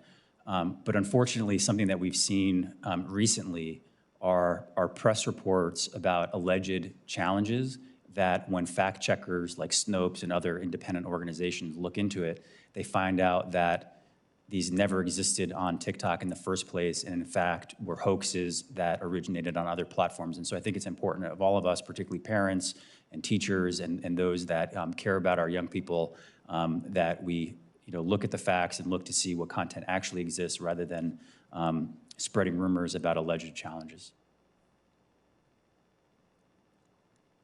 Well, I just have to tell you, Mr. Beckerman, we found pass-out videos. We found them. So I have a lot of trouble crediting your response on that score. Let me ask you about another instance. A parent in Connecticut wrote to me about how their 13-year-old daughter was inundated on TikTok with videos about suicide, self-injury, and eating disorders. I've heard similar stories from parents across the country. So we checked. We did our own research. My staff made a TikTok account I was describing earlier and spent hours scrolling through its endless feed of videos. As a teen would, TikTok began by showing us videos of dance trends. Within a week, TikTok started pushing videos promoting suicidal ideation and self-harm. We didn't seek out this content. We can't show these videos in this room because they were so disturbing and explicit. And finally, another TikTok account we created as a 13-year-old, was flooded with nothing but sexually obscene videos.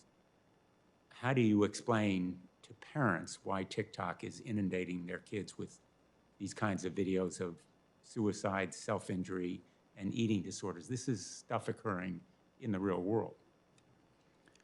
Yes, Senator, I can't speak to what the examples were from your staff, but I can assure you that's not the normal experience that teens or people that use TikTok would get. Those kinds of content violate our guidelines and are removed, but we would be happy to sit down with you and your staff and go through what that example was. Would you support restrictions on product features that are intended to foster addictive use of apps? In other words, bar features that lead to addictive use of apps? Yes, Senator, we've already done a number of that proactively in the form of take-a-break videos, in terms of time management features, in terms of not having direct messages, for example, for under 16, and our family pairing tools. It's important that when we look at these issues, that we have conversations and foster these conversations with our teenagers. And that's one of the reasons we built out family pairing, to make it easy for parents. I know it can be daunting for parents when you have teenagers to have all these different tools and features to protect them, but we built this in a way where parents from their own app can have additional control of the safety, privacy, and time use for their teenagers. I have to go vote, and I don't have anyone to preside here for me. May I suggest taking a 5-minute recess?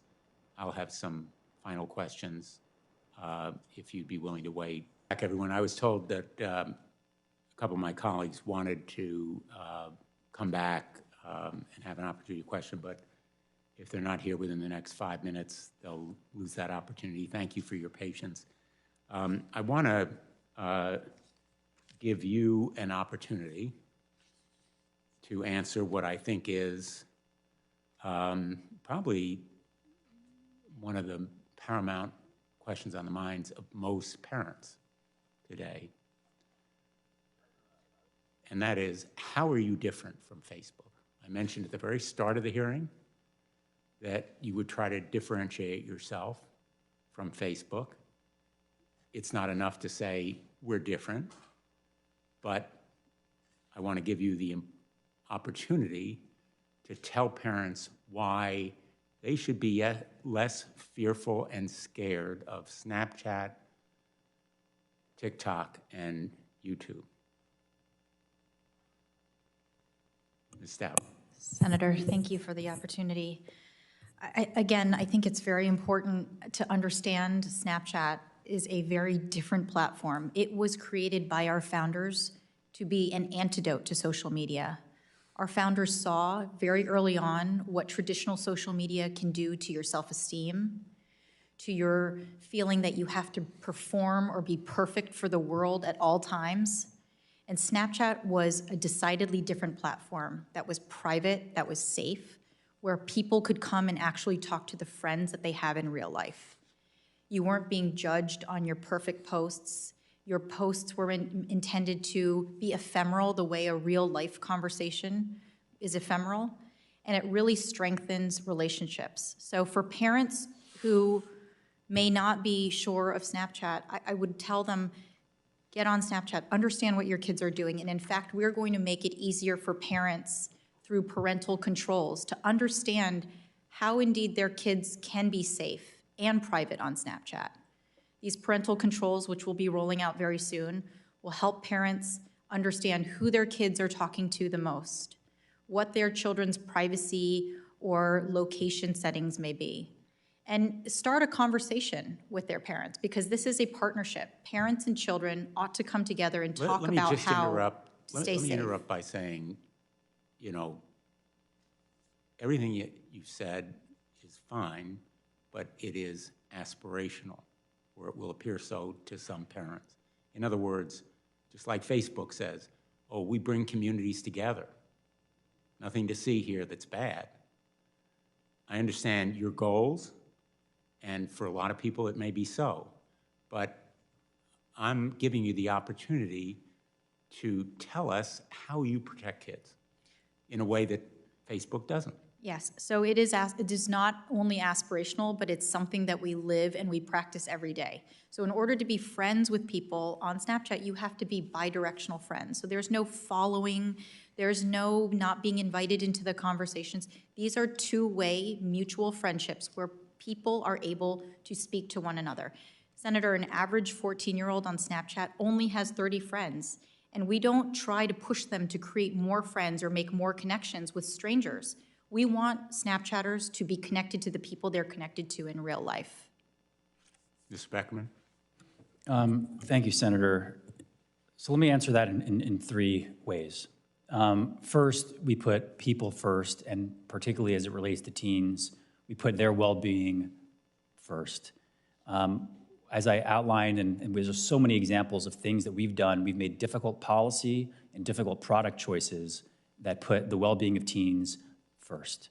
And so that's everything from, we don't allow direct messages for under 16.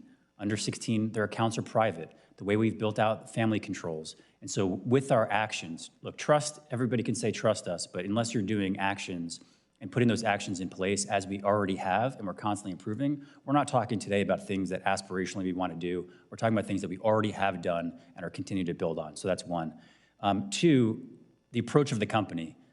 Being open and humble is really part of our company culture, and that means that we're open to getting feedback from outside experts and policymakers and parents about ways we can improve, and we're humble to say we're not always going to get it right, and we want to take that feedback and implement it in a way that really can earn trust, particularly as it relates to protecting teenagers. And the third is I would encourage parents to have conversations with your teenagers. Ask them how they use TikTok. How do they feel after using TikTok? And from what we're hearing and what we're seeing in the community is that TikTok is a joyful experience. It's inclusive. It makes teens feel better when there are difficult times during the pandemic or in the school day. And so just have those conversations with your teens, but also take the opportunity to maybe film a TikTok video with your teenager to facilitate that conversation. And recognize that TikTok is not a passive experience. It's not just about watching videos. It's about the creativity and making and doing fun videos on the app. And that's something that we have seen parents come together with their teenagers on that. And so I think those three would answer your question, Senator. Ms. Miller?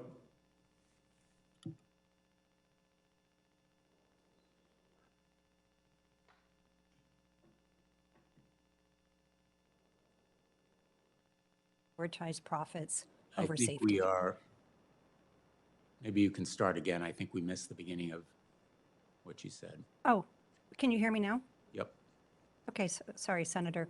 Thank you for asking this question. For YouTube, our mission is to give everyone a voice and show them the world.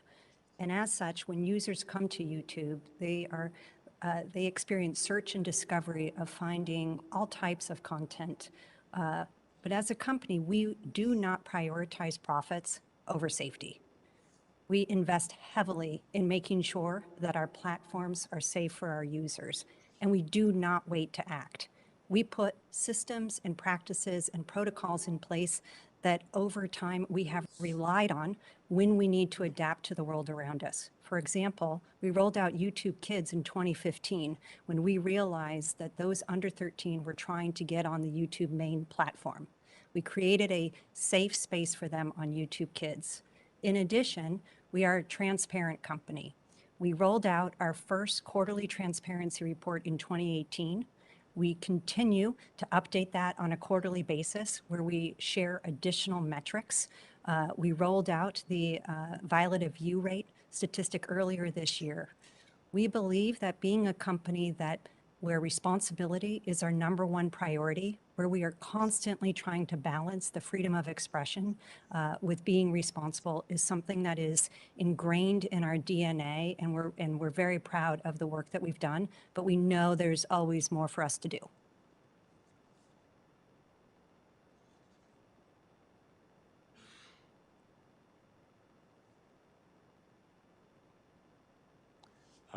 I'm going to leave to the parents of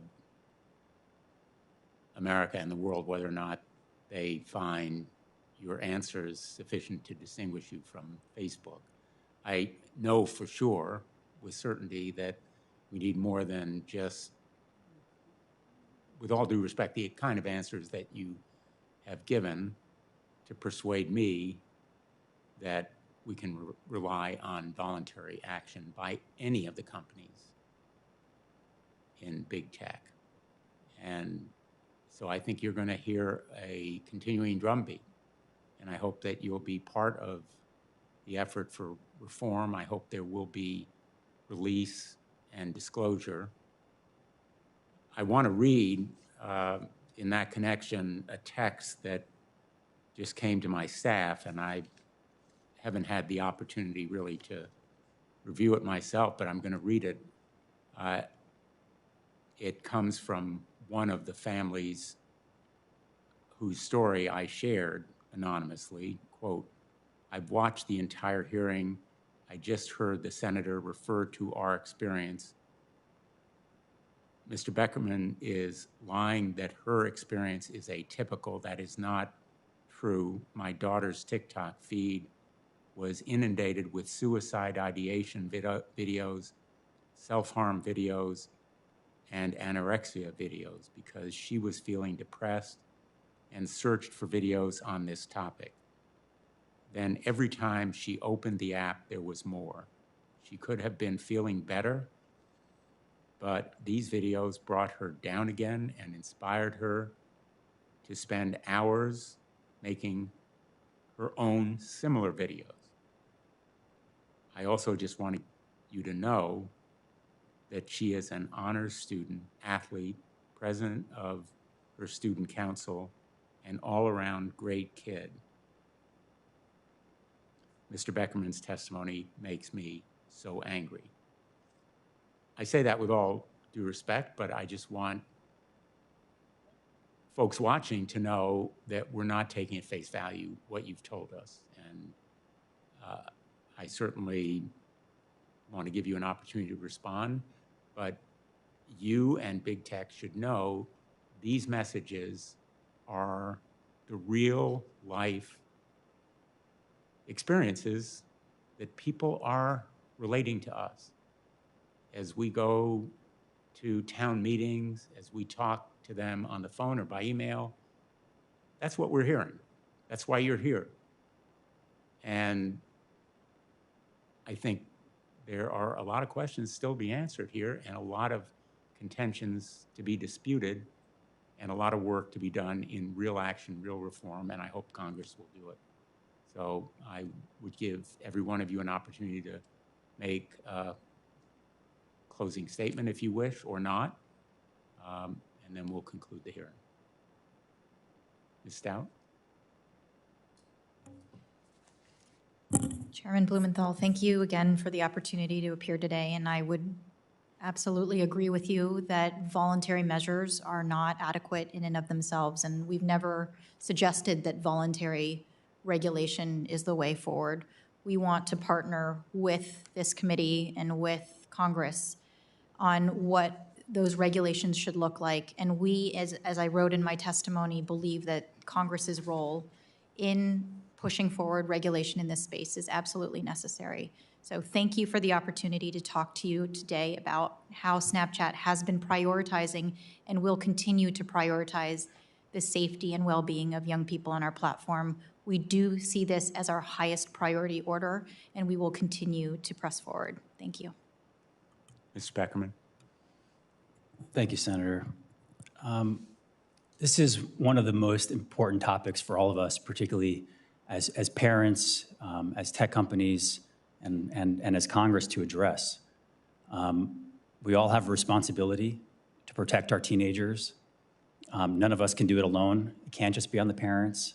It can't just be on us, and it certainly can't just be on Congress. But we have to come together and solve issues that exist both on and offline for our teenagers. It's a responsibility that we at TikTok take very seriously and have taken tangible actions and steps to do, and will continue to do so. And as we focus today on legislation, we support stronger privacy rules to be put in place. We've done many of that proactively on our own. We support Congress acting on age-appropriate design, age-appropriate content. It's things that we've done proactively. We'd like to see Congress act on that as well. Thank you. Thank you. Ms. Miller? Senator, thank you very much for inviting me to participate in today's hearing.